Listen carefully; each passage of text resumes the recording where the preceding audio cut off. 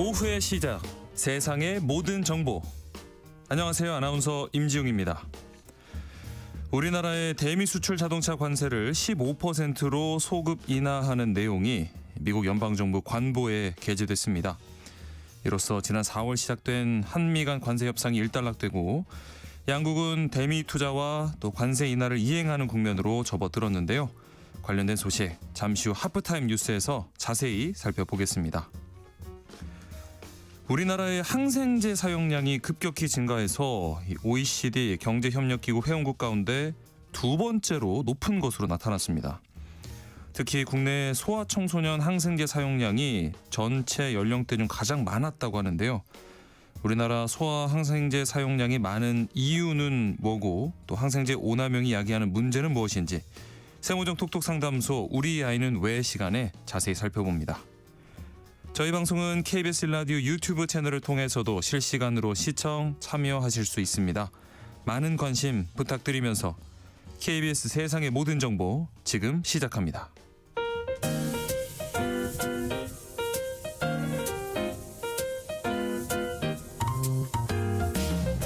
정신없이 바쁜 하루, 놓치면 안 될 경제 사회 분야 뉴스를 한 번에 정리해 드립니다. 하프타임 뉴스. 먼저 이 시각 주식시장 상황부터 살펴보시죠.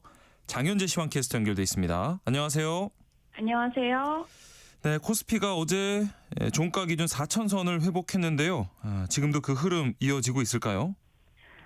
네, 아쉽게도 코스피 오늘 4,000피를 하루 만에 내줬습니다. 아하. 현재 1% 가까이 하락하면서 3,996포인트 가리키고 있습니다. 네. 오늘 외국인과 기관, 메이저 수급 주체의 양 매도가 나타나면서 지수 하락을 주도하고 있는데요. 현재 외국인이 6,528억 원 팔아내고 있고 기관 역시도 1,728억 원 순매도하고 있습니다. 개인만 홀로 8,121억 원 매수 우위 기록 중입니다. 시가총액 상위 종목 중에서는 SK하이닉스가 3% 넘게 하락하고 있고요.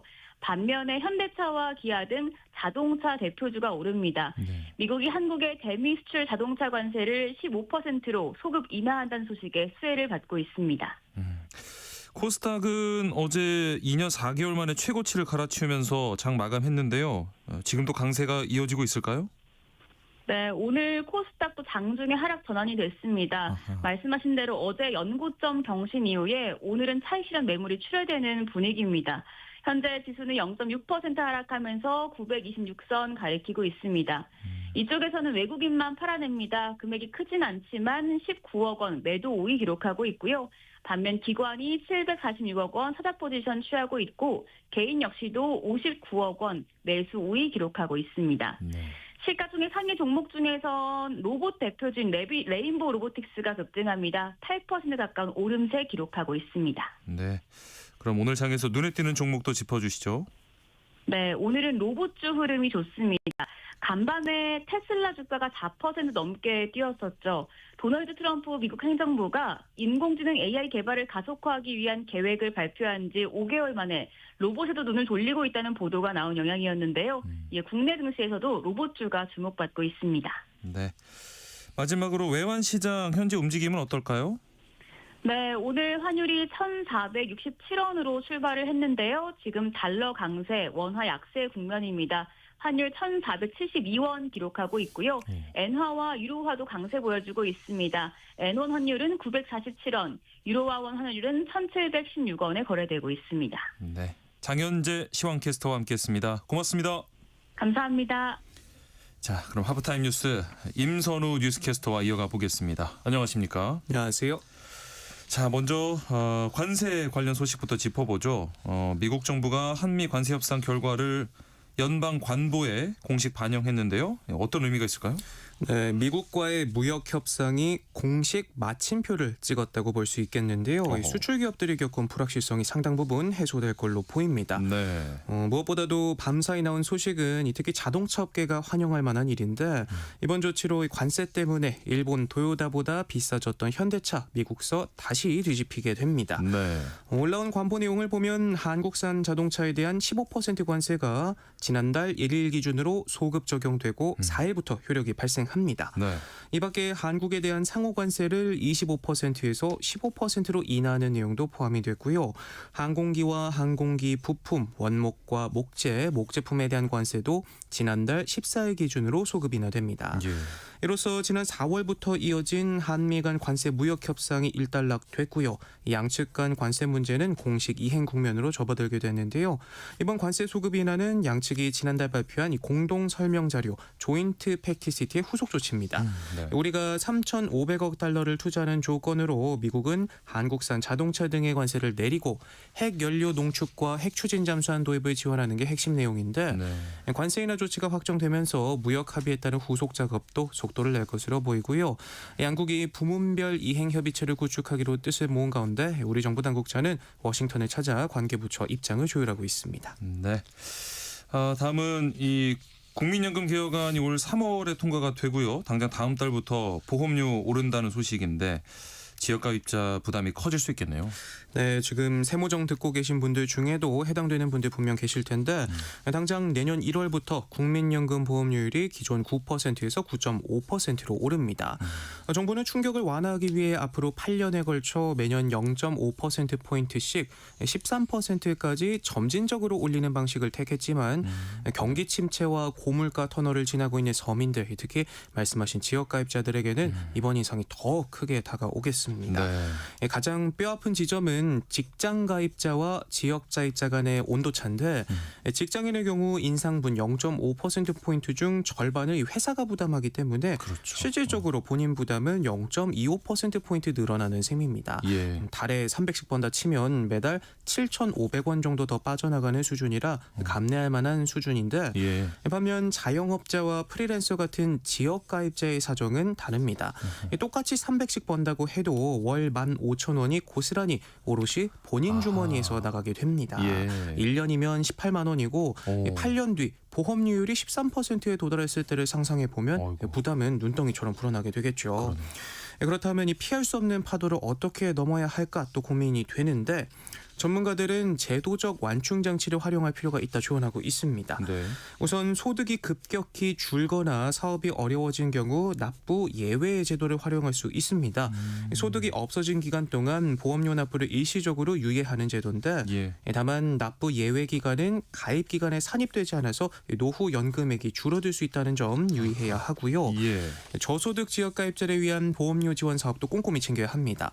정부는 내년부터 실직이나 사업 중단으로 소득이 잠시 끊겼던 저소득 지역 가입자라면 보험료 납부를 다시 시작하지 않더라도 최대 1년간 보험료의 절반을 지원해주는 제도를 시행할 예정인데요. 어허, 네. 국민연금 문턱을 낮춰서 더 촘촘한 사회 안전망을 구축하겠다는 의지로 풀이가 됩니다. 예. 당장의 보험료 인상은 쓰라리지만 전문가들은 이번 개혁을 바라보는 관점을 달리해야 한다 말하고 있는데 소득 대체율이 올라간 점에서 쉽게 말해 낸 돈보다 더 많은 혜택을 돌려받을 수 있게 되는 만큼 지금의 인상이 단순한 비용 지출이 아니라 더 튼튼한 노후 안전망을 위한 저축 성격이라는 설명입니다. 예.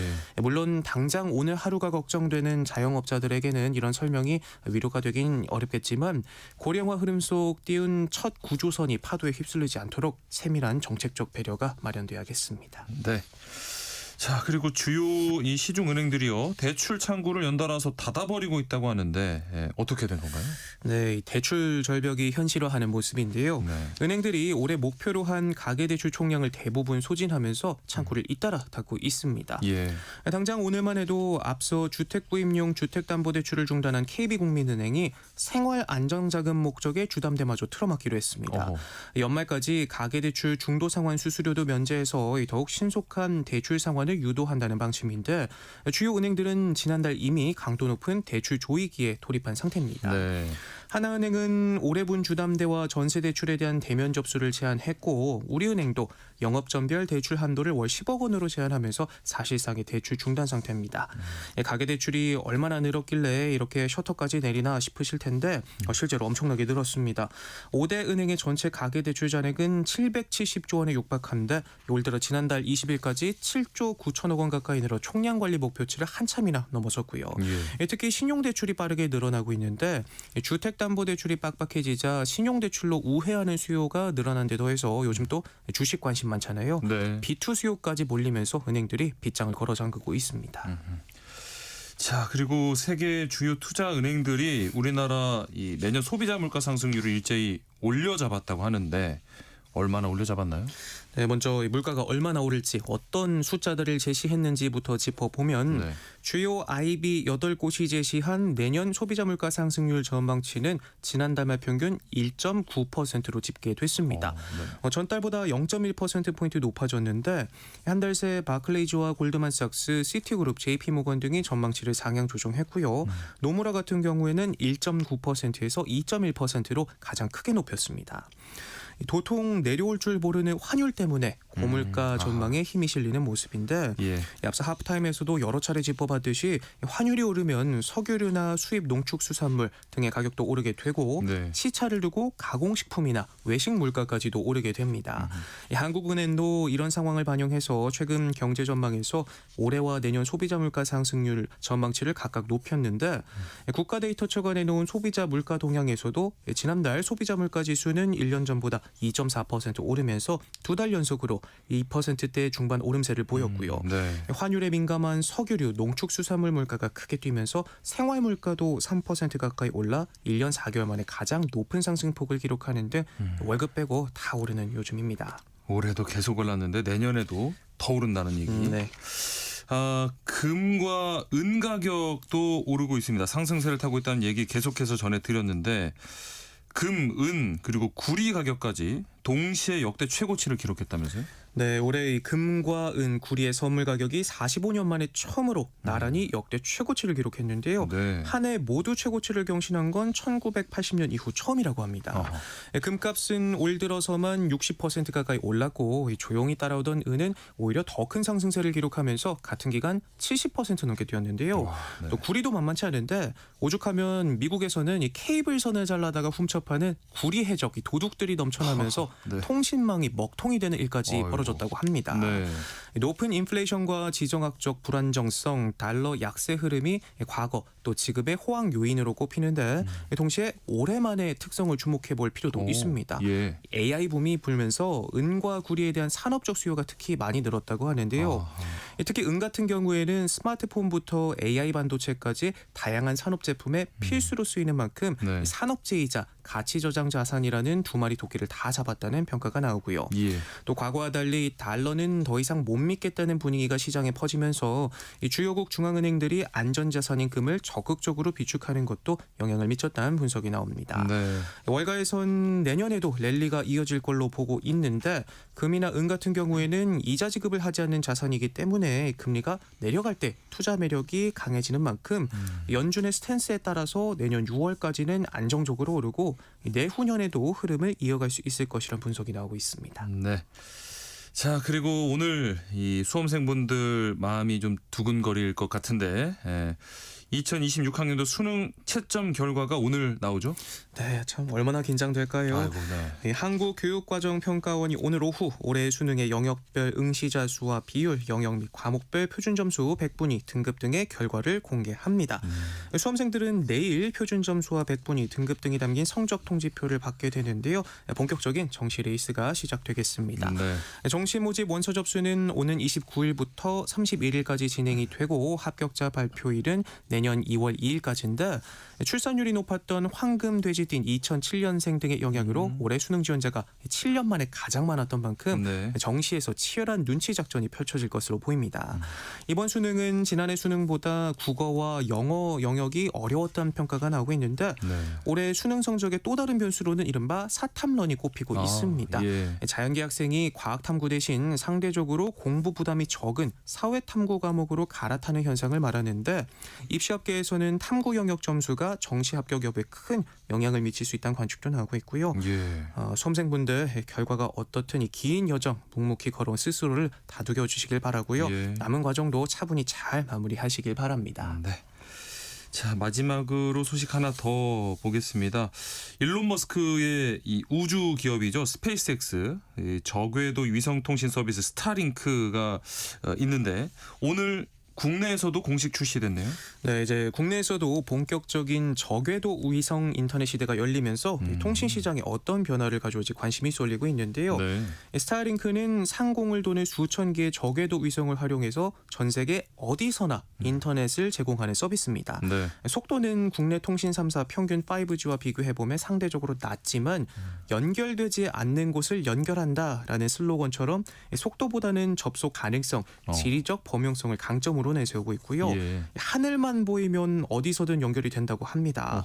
이 때문에 항공기나 선박, 산악지대 같이 지상 기지국 구축이 어려운 곳에서 활용도가 높을 수 있겠습니다. 네. 스타링크 코리아는 최근 공식 홈페이지에서 월 87,000원의 데이터 무제한 사용이 가능한 주거용 요금제를 안내하기 시작했는데 다만 우리나라는 사실 인터넷 안 되는 곳을 찾기가 더 어렵잖아요. 그렇긴 하죠. 네, 그래서 이렇게 지상망이 촘촘한 환경에서는 속도 경쟁력이 크지 않다는 평가도 나오고 있지만 통신 3사가 독식해온 시장에서 새 선택지가 생겼다는 점에서 반기는 분위기도 있습니다. 네. 앞으로 속도까지 빨라지면 또 어떻게 경쟁 구도가 형성될지 기대가 되기도 합니다. 하프타임 뉴스 여기까지 하겠습니다. 임선우 뉴스캐스터와 함께했습니다. 고맙습니다. 고맙습니다. KBS 라디오 세상의 모든 정보 함께하고 계신 지금 시각은 12시 36분입니다. 이 시각 교통정보 알아보겠습니다. 이 시각 교통정보입니다. 지금 서울 시내도로는 돌발 구간이 있습니다. 올림픽대로 하남 방향 잠실대교 부근 4차로에서 사고 났습니다. 반대 공항 쪽으론 성수대교 4차로에 고장난 차가 서 있습니다. 주의하셔야겠고요. 강변북로 구리 쪽으로 서강대교에서 반포대교까지 막힙니다. 고속도로는 영동고속도로 강릉 쪽으로 신갈분기점에서 사고 났고요. 지금 사고 처리를 하면서 1차로로만 지나고 있습니다. 이로 인해 정체가 심합니다. 반대 인천 방향은 반월터널 부근 2차로에서 사고 나면서 부곡부터 길게 정체고요. 경부고속도로 서울 가는 길은 양재에서 반포까지 서행합니다. 수도권 제일순환고속도로 일산에서 판교 쪽으로 서운분기점에서 송내까지 막힙니다. KBS 교통정보센터에서 유하영입니다.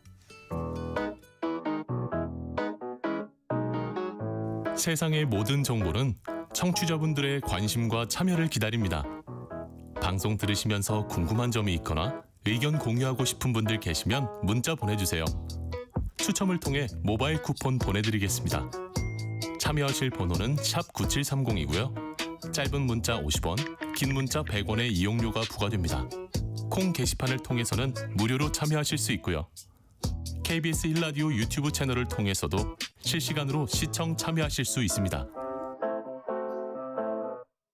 시선 집중. 지금 가장 화제가 되고 있는 스포츠 뉴스를 파헤쳐보는 시간입니다. 스포츠 핫 이슈. KBS 스포츠국 정현호 PD와 함께합니다. 안녕하십니까? 네, 안녕하십니까.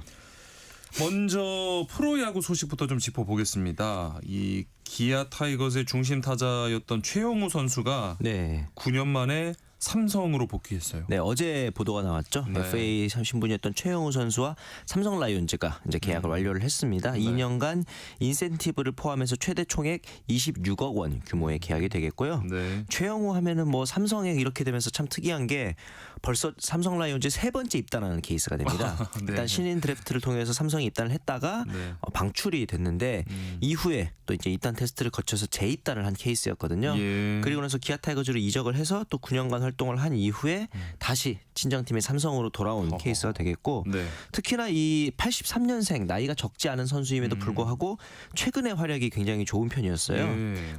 재지난 2024년 같은 경우는 2할 8푼에 22홈런 그리고 작년 올해였죠. 올해도 이제 3할 때 타율 그리고 홈런을 24개나 쳐내면서 전체 리그에서 탑 10 안에 드는 굉장히 네. 좀 노익장 같은 그런 좋은 모습을 보여줬었기 때문에 네. 또 한 번의 FA로 이제 계약을 가져가 주지 않을까 생각이 들고 최영우 선수가 가세하면서 삼성 라이온즈의 타선이 더욱더 강력해졌습니다. 아하. 이미 네. 뭐 구자욱, 디아즈, 김영웅, 이재현 장타력 있는 선수들이 굉장히 많았거든요. 그렇죠. 근데 여기에 더해서 최영우 선수까지 좀 중심을 잡아줄 수 있는 상황이 됐고 특히나 이 삼성 같은 경우는 앞서 말씀드린 뭐 구자욱, 디아즈 그리고 이제 김영웅, 김지찬 이런 선수들이 대부분 주전 라인업에 좌타자들이 많습니다. 네. 그런데 이 최영우 선수가 좌타자로서 좀 뭐랄까요 팀 내의 노하우를 전수할 수 있는 기회가 되지 않을까. 네. 삼성 라이온즈는 이런 부분들도 좀 기대를 하지 않았나 생각이 들고요. 예. 여기에 더해서 지금 가장 화제가 되고 있는 뉴스는 바로 아마 양현종 선수의 잔류 소식일 것 같아요. 예. 방금 전에 이제 오늘 오전에 보도가 나왔는데 그렇습니다. 양현종 선수와 계약 기간 2+1년 그리고 계약금 10억에 총액 45억 원의 기아 타이거즈와의 이제 재계약을 체결했다는 뉴스가 나왔죠. 네. 양현종 선수 하면은 뭐 당연히 타이거즈의 프랜차이즈 선수였고 18시즌이나 기아 타이거즈에서 뛰게 됐고 통산 543경기에 나오면서 2656.2이닝 그리고 186승을 거뒀는데 네. 이 기록은 KBO 리그 역대 기록에서 송진우 선수에 이은 역대 2위 기록이 되겠고요. 네. 탈삼진은 2185개를 잡아내면서 역대 1위 기록을 이제 작년에 경신을 했죠. 네. 그러면서 아마도 이 타이거즈 입장에서는 양현종 선수마저 최용우 선수에 의해서 놓치게 됐으면 정말로 뭐랄까 좀 그 팀의 여론이 불탈 수 있는 그런 가능성이 있었는데 네. 그렇다 보니까 이 양현종 선수를 긴 계약 기간 그리고 이제 거액의 몸값을 주면서 붙잡으면서 어느 정도 좀 여론을 반전하겠다 이런 의도가 느껴지기도 하고요. 네. 특히나 이제 이 양현종 선수가 타이거즈 팬들에게 더욱더 의미가 있는 거는 지금 기아 타이거즈에는 영구 결번 선수가 2명이 있습니다. 네. 선동열, 이종범 선수인데 두 선수 다 대부분 좀 혜태 전신이었던 혜태 타이거즈의 색깔이 강한 선수들이거든요. 네.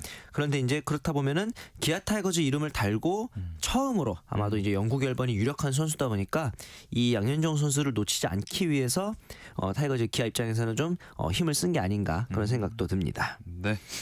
자, 그리고 올해 이 KBO 리그 MVP로 선정된 코디 폰세 선수는 네. 4년 만에 MLB로 재입성한다는 소식인데 네. 류현진 선수가 뛰었던 팀이죠. 토론토 블루제이스하고 계약을 마무리했다고요. 맞습니다. 이 3년간 총액 3천만 달러.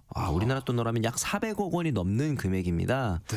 이 금액을 한화 이글스가 감당할 수는 없었겠죠. 예. 그 정도의 규모의 금액을 이제 체결을 했고 최근에는 뭐 예전에 에릭 패디를 비롯해서 우리나라에서 좋은 경력을 쌓은 다음에 메릴 켈리라든가 네. 메이저리그로 유턴해서 소위 말해서 역수출 신화를 쓰고 있는 선수들이 또 많잖아요. 그렇죠. 이 폰세 선수도 그 토론토와 계약을 체결했고 사실 폰세의 유턴은 어느 정도 예상을 하고 있었습니다. 워낙 네. 우리나라에서 좋은 성적을 거두기도 했었고 압도적이었죠. 네, 네. 나이도 그렇게 많지 않다 보니까 그런데 또 한 명의 원투펀치 한 명이었던 라이언 와이스 선수도 예. 메이저리그 유턴에 성공을 했어요. 네. 휴스턴과 2026 시즌 보장 연봉 260만 달러고 옵션이 이제 내년까지 있기 때문에 내후년까지 있기 때문에 1+1에 최대 260만 달러의 계약을 했고 네. 만약에 옵션을 모두 채우게 된다면은 최대 1,000만 달러까지도 이어질 수 있는 굉장히 큰 규모의 계약이 되겠습니다. 네. 사실은 이 폰세와 다르게 와이스 같은 경우는 어느 정도 좀 걸림돌이 있었다는 게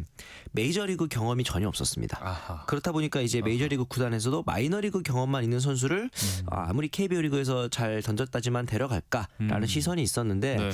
이런 걸 보면은 어떻게 보면은 메이저리그에서 조금 부진하고 있는 선수들에게는 이제는 KBO 리그가 소위 말해 기회의 땅이 되지 않을까라는 그렇죠. 네. 생각도 듭니다. 네. 자, 그리고 지난 시간에 잠깐 이야기해 주셨는데 네. 김재환 선수를 둘러싼 방출 특약이 여전히 시끄럽습니다. 네. 이제 어떻게 진행되고 있습니까? 당시에 이 두산 베어스와 4년 총 115억 원의 계약을 체결할 당시에 네. 김재환 선수를 잔류시키기 위해서 이미 또 한 명의 FA였던 박건우 선수가 이적을 한 상황이었으니까요. 네. 이 FA 기간이 종료된 이후에 소속 구단인 두산과 우선 협상 기간을 가지고 이후에 만약에 협상이 결렬되면은 자유계약 신분으로 풀어준다라는 조항을 그 당시에 삽입을 한 겁니다. 네. 문제는 이 조항이 두산 입장에서는 몸값을 좀 낮추고 김재환 선수를 붙잡기 위한 어쩔 수 없는 고육지책이었겠지만 네. 이 조항이 어떻게 보면 FA라는 제도를 근본적으로 좀 부정하는 조항이 될 수 있다는 겁니다. 네. FA 제도가 어떻게 보면은 강팀 그리고 이제 자금력이 좋은 팀들이 선수들을 싹쓸이하는 위험성이 있기 때문에 이런 부분을 막기 위해서 보상금이라든지 보상 선수의 제도가 존재를 하거든요. 네. 그런데 이런 조항들이 계속해서 생겨나게 되면은 선수들이 거액의 FA 계약을 체결할 당시에 갑의 위치에 설 수밖에 없다 보니까 네. 이런 조항들을 계속해서 요구를 할 가능성이 높습니다. 그렇게 되면은 구단 입장에서는 이 선수를 잡기 위해서 계속해서 소위 말하는 스타급 선수들에게 이런 조항을 체결을 하게 되고 네. 결국 FA 제도가 전력 평준화라는 차원에서 봤을 땐 유명무실해지는 그런 문제가 또 있거든요. 네. KBO 측에서 이 부분에 관련해서 제도 개정을 좀 추진하겠다 이런 방침을 밝혔는데 네.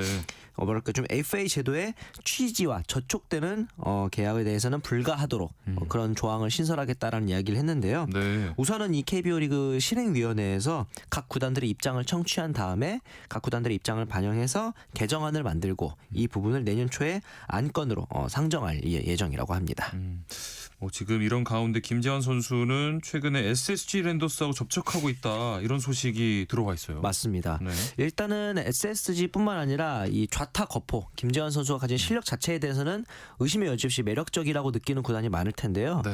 의외로 많은 구단들이 관심을 보이기보다는 SSG 정도만 관심을 표명하고 있는 것으로 보입니다. 네. SSG 같은 경우는 이번 시즌에 특히나 앤더슨을 필두로 한 강한 원투펀치 그리고 불펜진이 뭐 조병현, 노경은, 김민 굉장히 이로운 좋은 네. 선수들이 많았는데 네. 장타력이 생각보다 좀 더디다는 편이 있었어요. 아하. 특히나 이 한유섬, 최정 이런 선수들이 에이징 커브가 오는 느낌을 받으면서 아하, 네. 타선을 강화해야 될 숙제가 있었고 이 SSG 홈구장인 랜더스필드도 굉장히 타자 친화적인 구장이기도 하거든요. 네. 특히나 김재환 선수의 고향이기도 합니다. 인천 같은 경우는. 네. 그렇다 보니까 이 김재환 선수에 대한 관심이 있는데 특이한 점은 다른 구단들 같은 경우는 김재환 선수에 대한 관심이 그렇게 크지 않아요. 제 예상보다는. 네. 아무래도 좀 두 가지 이유일 것 같은데 김재환 선수가 어쨌든 이번 그 FA 계약건으로 인해서 이미지가 많이 실추됐다는 점 아하. 프로스포츠에서는 이 부분을 무시할 수 없을 것으로 보이고 예. 여기에 더해서 김재환 선수가 소속 구단이었던 두산과의 우선 협상이 어그러진 데는 그만큼 좀 큰 금액을 요구하지 않겠는가. 그래서 이제 각 구단마다 이 셀러리 캡 이슈가 있다 보니까 예. 김재환 선수에게 거액을 투자하기에는 조금은 망설여지는 부분도 있지 않을까라는 또 생각이 듭니다. 네. 자, 이어서 프로축구 소식 살펴보겠습니다. 이 프로축구 K리그 1 무대를 누비게 될 팀, 또 강등될 팀을 결정하는 승강 플레이오프가 어제 시작됐는데 네. 어제 결과는 어땠을까요? 제주 SK가 홈팀이었던 수원 삼성을 꺾고 승강 플레이오프 1차전에서 승리를 거뒀습니다. 네. 이렇게 되면서 이제 제주가 1승을 따냈기 때문에 돌아오는 7일에 열리는 2차전에서 비기기만 해도 K리그 1에 또 잔류를 하게 됩니다. 네. 승강 플레이오프 같은 경우는 이제 지금까지 총 14번의 매치업이 펼쳐졌었는데요. 예. K리그 2 구단이 승리한 경우가 6번입니다. 그렇게 많지는 않지만 또 없지도 않은 그러네요. 그런 상황이었는데 네. 일단은 수원 삼성의 홈이었고 수원 삼성 같은 경우는 좀 휴식일도 열흘 가까이 길게 가져가면서 체력적인 우위도 있었거든요. 예. 반면 제주 SK 같은 경우는 그 전까지 경기가 계속해서 이어지고 있는 상황이었다 보니까 홈이기도 하고 수원 삼성도 이번 시즌 K리그 2에서 가장 많은 득점을 한 팀이어서 아하, 네. 아무래도 좀 다득점이 나오지 않을까 예상을 했었는데 역시나 시작부터 수원 삼성이 굉장히 강력하게 밀어붙이긴 했는데 결정적으로 골 결정력 부분에서 좀 계속 아쉬운 부분이 있었거든요. 네, 네. 그런데 이제 이 후반 13분에 수원 수비수 권현규 선수가 페널티 박스 안에서 핸드볼 파울이 나오면서 페널티킥을 선언을 받습니다. 그런데 네. 비디오 판독 결과 페널티킥이 취소가 됐거든요. 아. 그리고 나서 후반 22분에 또 페널티킥이 나옵니다. 예. 이번에는 이 골키퍼인 김민준 선수가 교체 투입된 제주의 유인수 선수와 충돌하면서 페널티킥이 선언됐고 네. 이 부분에서 이제 유리 조나단 선수가 득점을 기록을 하면서 제주가 결국은 승리를 가져가게 됐습니다. 이렇게 되면서 제가 보기에는 제주 원정이 K리그 선수들이 가장 힘들어하는 아무래도. 뭐 선수들의 무덤이라는 표현까지도 있는데 네. 이런 상황에서 제주가 2차전에서 비기기도 해도 되는 굉장히 유리한 고지에 올랐기 때문에 네. 이번에는 좀 제주 SK 잔류가 유력하지 않겠는가 또 그런 생각도 듭니다. 네. 그리고 K리그1 울산은 이 신태용 전 감독과 선수단 갈등이 진실 공방으로 좀 이어지고 있는데요. 네. 그제 구단에서 공식 사과문을 냈죠. 그렇죠. 결국에는 울산 HD 입장에서는 이 부분에 대해서 조금은 덮고 가고 싶은 마음이 있었을 것 같아요. 왜냐하면은 양측이 워낙 첨예하게 대립을 하고 있는 상황이고 어느 한쪽의 편을 들기도 애매한 그런 부분이 있어서 울산 입장에서는 구단이 공식적으로 성명을 내지 않는 방향을 원했을 텐데 워낙 그 신태용 감독도 그렇고 정승현 선수도 공식적으로 인정을 했기 때문에 이제는 네. 좀 점화를 할 필요가 있다라고 생각을 했는데 입장문이 아니라 사과문 형태로 글을 네. 게시를 했습니다. 예. 그런데 이제 이 사과문의 내용에 보면은 성적 부진이라든가 시즌 운영에 대한 유감, 시스템에 대한 보완 약속 이런 내용만 있지 사실 지금 많은 팬들이 어떻게 보면은 좀 관심을 기울이고 가장, 있는 그렇죠. 폭행, 선수단 갈등 이런 부분에 대해서는 전혀 언급이 되질 않았거든요. 네. 그렇다 보니까 좀 핵심을 비켜가는 그런 사과문이었다 보니까 알맹이가 없는 그런 느낌이 좀 있었고 네. 구단 관계자가 추가적인 입장문은 없을 것이다라고 공언을 했기 때문에 아마도 울산 HD 구단 측의 입장을 좀 더 정확하게 공식적인 입장을 듣기는 앞으로도 어렵지 않을까 좀 어려운 상황이 이어질 것으로 보입니다. 네. 이런 가운데 울산 HD는 어제 이 강명원 전 FC 서울 단장을 대표 네. 이사로 선임을 했는데요. 주목할 부분이 있을까요? 이 강명원 신임 대표이사 같은 경우는 축구 행정 그리고 구단 운영 전반적으로 좀 소위 말해 잔뼈가 굵은 행정 전문가라고 보시면 될 것 같습니다. 예. GS칼텍스 그리고 FC 서울의 홍보팀 사무국장을 거쳐가지고 단장까지 역임을 했었던 인재거든요. 네. 특히나 이 강명원 대표 같은 경우는 위기관리 그리고 이제 마케팅 분야에서 좀 두각을 나타낸 편입니다.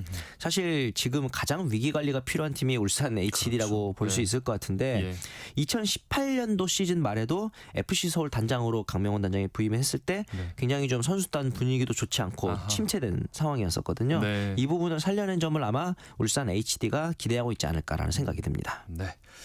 자, 그리고 축구 대표팀 감독 홍명보 감독이 이 북중미 월드컵 조 추첨식을 위해서 어제 미국으로 떠났는데요. 네. 조 추첨 언제 열리죠? 돌아오는 이제 우리나라 시간으로 6일 오전 2시에 열릴 예정이고요. 네. 미국에서 열리고 또 조추첨에는 퍼디난드가 우리나라 팬들에게 익숙한 리오 퍼디난드가 메뉴, 진행자로 네. 나서면서 여기에 대해서 조추첨을 실제로 진행하는 그 패널들의 면면도 화려합니다. 뭐 하키의 전선이 웨인 그레츠키, 최근에 또 메이저리그에서 핫한 에런 저지, 예. 농구의 샤킬 오닐 이런 오. 스타들이 또 나설 예정이기도 하고요. 네. 우리나라 FIFA 랭킹 기준 22위를 기록을 하고 있기 때문에 포트 2에 합류를 하게 됐습니다. 네. 그러면서 이제 같은 포트 2에 있는 크로아티아, 모로코, 우루과이 같은 강팀들을 조금 피할 수 있게 됐습니다. 예. 그런데 이제 과연 어떤 조추첨이 나오는 것이 유리하고 어떤 조추첨이 나오면은 소위 말해 좀 죽음의 조가 될지 궁금해하실 분들이 많은데 네. 일단은 포트 1에서는 이번 북중미 월드컵의 개최국인 미국, 멕시코, 캐나다가 포트 1으로 분류가 되거든요. 네. 당연히 뭐 스페인, 아르헨티나, 프랑스 같은 강호들보다는 좀 상대적으로 여유가 있는 편이다 보니까 이 개최국들을 만나는 게 대한민국 입장에서는 좀 유리하지 않을까 하는 생각이 들고요. 네. 포트 3가 좀 중요할 것 같은데 예. 여기에는 유럽 그리고 이제 남미, 아프리카에 있는 강호들이 있습니다. 같은 아시아 대륙의 소속인 사우디나 카타르를 만날 일은 없기 때문에 네. 여기서 가장 조심해야 될 나라는 최근에 너무너무 핫한 엘링 홀란이 있는 노르웨이 아하, 그리고 예. 이제 모하메드 살라가 있는 이집트 예. 이런 경우를 좀 피했으면 하는 바람이 있고 조금 상대적으로 약체로 분류되는 파나마, 스코틀랜드, 남아공 등과 한조가 되면 어떨까라는 또 바람을 가지게 되는데요. 네. 마지막으로 포트 4 같은 경우는 우리나라가 좀 반드시 1승을 가지고 가야 되는 상대가 아닐까 싶어요. 네. 이번에 처음 월드컵 출전을 확정한 뭐 카보베르데라든가 퀴라소, 아이티 같은 나라들이 있기 때문에 이런 나라들을 만난다면 좋겠는데 여기에도 함정이 있습니다. 아직까지 유럽 플레이오프가 끝나지 않았는데 이 유럽 플레이오프에서 본선 진출을 노리는 팀이 이탈리아, 덴마크, 튀르키예, 월드컵에서 뭐 우승했던 4강까지 갔었던 팀들이 여기에 포트 4에 가 있는 게 저는 약간 네. 좀 이해가 안 될 정도인데 네. 무조건 이 포트 4에서는 이 팀들을 피하는 것이 대한민국 입장에서는 좀 필요할 것으로 보이는 상황입니다. 월드컵에서 또 우리에게 아픔을 줬던 나라들이기도 한데 그러니까 말이죠. 조추첨 결과 좋은 결과 가지고 다음 주에 또 뵀으면 좋겠습니다. 네. 스포츠 하디슈 오늘 여기까지 하겠습니다. KBS 스포츠국 정현호 PD와 함께했습니다. 고맙습니다. 네, 감사합니다. KBS 라디오 세상의 모든 정보 1부 순서 여기서 마치고요. 패닉의 이적의 달팽이 띄워드리면서 저는 2부에 다시 찾아오겠습니다. 잠시 후에 뵙겠습니다.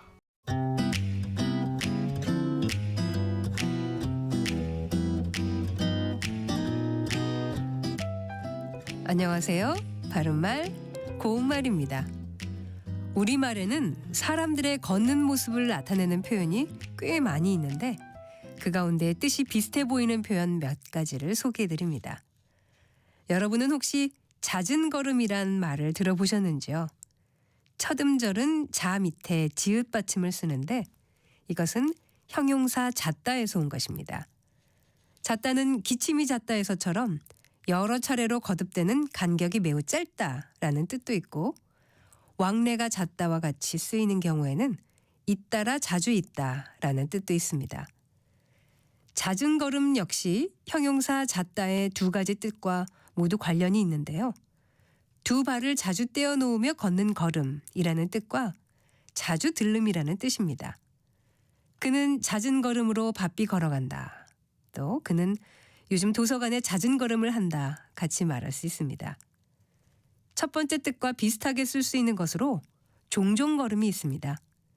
이것은 발을 자주 떼며 걷는다는 점에서는 잦은 걸음과 같지만 작은 보폭으로 바삐 걷는 걸음이란 점에서는 차이가 있습니다.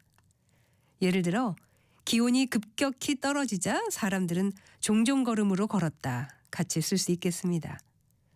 종종 걸음과 비슷한 것으로 동동 걸음이 있는데요. 예를 들어 먼저 출발한 그를 따라잡으려면 동동 걸음을 쳐야겠다. 이렇게 말할 수 있습니다. 지금까지 바른말 고운말 아나운서 국혜정이었습니다.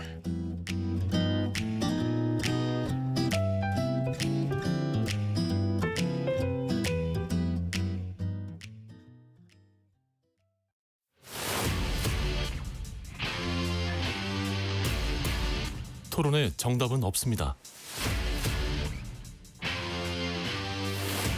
토론이 세상을 바꿀 수도 없습니다. 하지만 질문은 새로운 세상을 만들 수 있습니다. 질문으로 올바른 세상을 만드는 첫걸음. 평일 저녁 7시 20분 KBS 열린 토론.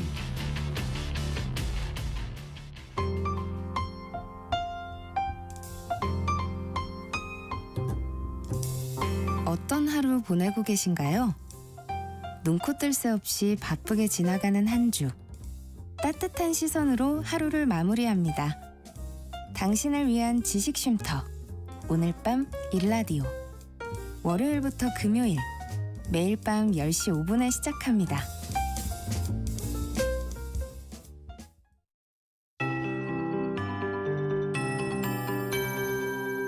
KBS 58분 날씨. 경기 강원 경북 일대 한파특보가 발효 중인 가운데 오늘 서울의 아침 최저 기온이 영하 9.4도, 대관령 영하 15도까지 떨어지는 강추위가 이어졌습니다. 올 들어 가장 추웠고 오늘 추위의 절정입니다.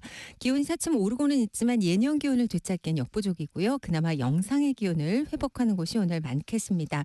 오늘 서울의 낮 기온 2도로 예상되고 영도에서 10도의 낮 기온을 보이겠습니다.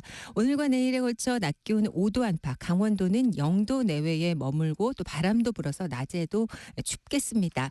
전국적으로 강풍은 내일 오전까지 이어지겠습니다. 시설물 관리 또한 잘해주셔야겠습니다. 오늘 대부분 지역 맑다가 흐려져서 오후부터 밤사이 중부와 남부 일부 또 제주에 비나 눈이 내리겠습니다. 서울도 오늘 첫눈 예상되고 있는데요. 대부분 지역 3에서 8cm, 충청과 전북 동부, 서울은 1에서 5cm 정도 오겠습니다. 경기 강원에 강한 눈이 주로 이어질 텐데 빙판 주의하셔야겠습니다. 내일 이른 새벽까지 이어지는 곳도 있겠고 주로 밤에는 그치는 곳이 많겠습니다. 내일 아침 서울 영하 6도 등 영하 11에서 2도의 분포, 낮 최고 기온 서울 3도 등 1도에서 9도가 되겠습니다. 한편 동쪽 해안과 산지 쪽에는 건조특보가 여전히 발효 중이고요. 해상의 물결도 높겠습니다. 지금 서울의 기온 영하 0.7도입니다. 강혜종입니다.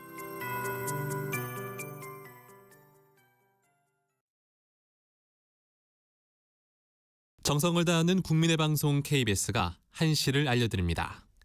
AM 711kHz, FM 97.3MHz, KBS 1라디오입니다. HLKA.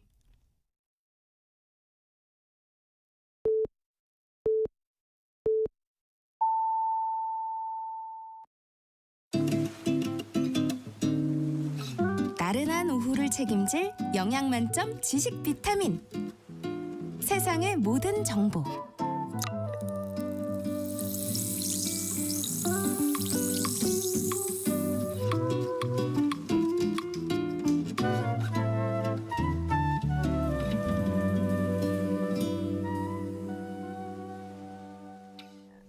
세상의 모든 정보 2부 시작합니다. 오늘 2부에서는 정치, 국제 이슈를 전해드리는 오늘의 뉴스 하고요. 청취자 여러분들의 작은 궁금증도 신속 정확하게 해결해드리는 세모정 톡톡 상담소 목요일 코너 우리 아이는 왜 시간이 기다리고 있습니다.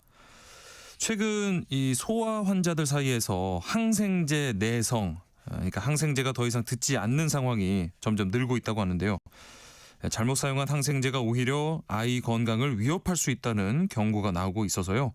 오늘은 이 소아 항생제 내성이 왜 위험한지, 부모가 어떤 점들을 꼭 기억해야 하는지 두루 살펴볼 예정입니다. 항생제 사용과 관련해서 궁금한 점 있으시다면 미리 문자 보내주시기 바랍니다. 저희 상담도 해드리고요. 추첨을 통해서 커피와 베이글 모바일 쿠폰도 보내드리겠습니다.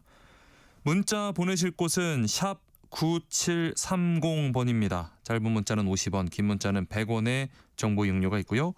콩 게시판에선 무료로 참여하실 수 있습니다. 그럼 먼저 라디오 정보센터 뉴스 전해드립니다. 더불어민주당이 계엄은 의회 폭거에 맞서기 위한 것이라고 주장한 국민의힘 장동혁 대표에 대해 내란 공범의 길을 선택했다고 비판했습니다. 국민의힘은 이재명 대통령이 나치 정권을 언급하며 국민을 겁박하고 있다고 맞섰습니다. 김건희 특검이 김 여사에 대해 징역 15년을 구형한 지 하루 만인 오늘 다시 피의자 신분으로 소환해 고가 귀금속 수수 의혹을 추궁할 방침입니다. 또 오는 11일에는 종묘 차담회와 해군 선상 술파티 의혹 등으로 소환할 계획입니다. 박대준 쿠팡 대표가 대규모 개인정보 유출 사태에 대해 피해자 보상을 검토하겠다는 입장을 밝혔습니다. 계정 탈퇴 과정도 단순화하겠다고 말했습니다.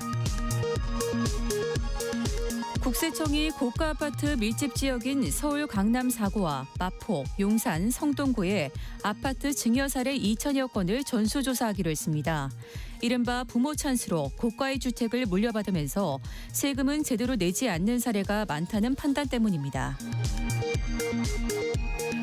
올가을 전국 평균 기온이 평년보다 2도 높은 16.1도로 지난해 16.8도에 이어 역대 두 번째로 높았던 것으로 나타났다고 기상청이 발표했습니다.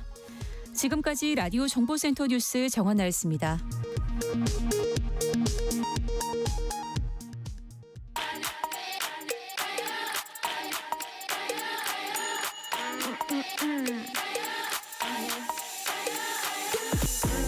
혹시 뉴스 빠뜨리셨나요? 한낮에 전해진 소식들 꼼꼼히 정리해드리겠습니다. 오늘의 뉴스 조현정 시사평론가와 함께합니다. 안녕하세요. 네, 안녕하세요. 어제 12.3 불법기엄 1년을 맞아서 일부이긴 하지만 국민의힘 의원들이 결국 사과하고 고개를 숙였어요. 네, 국민의힘 의원 25명의 공식 사과문 발표했습니다. 네. 당시 여당 일원으로 책임을 통감한다는 내용인데요. 성명서에는 초선 재선 의원들이 주축이 되고 3선의 김성원 신성범 의원, 4선의 안철수 의원 등 일부 중진들도 이름을 올렸습니다. 네. 사과문에서는 12.3 비상계엄은 우리 국민이 피땀으로 성취한 대한민국의 자유민주주의를 부정하고 짓밟은 반헌법적, 반민주적 행동이었다. 그러면서 이 헌법재판소의 결정을 존중하고 윤석열 전 대통령 비롯한 계엄을 주도한 세력과 정치적으로 단절하겠다라고 선언했습니다. 네. 그리고 이 성명은 25명이었지만 또 개별 메시지를 내는 의원들도 있었어요. 뭐 대표적으로 수도권에서 5선하는 권영세 의원.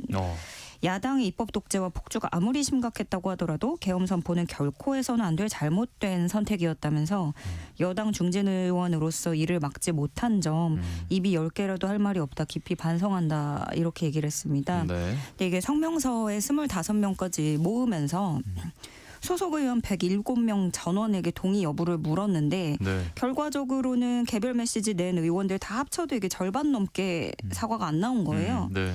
그러다 보니까 사과를 한 것도 아니고 안 한 것도 아니다라는 비판까지 나오고 있고요. 네. 또 당 내에서도 이들의 생각과 향방은 어떤 것인지 좀 입장을 정리해야 된다는 목소리도 나오고 있습니다. 네.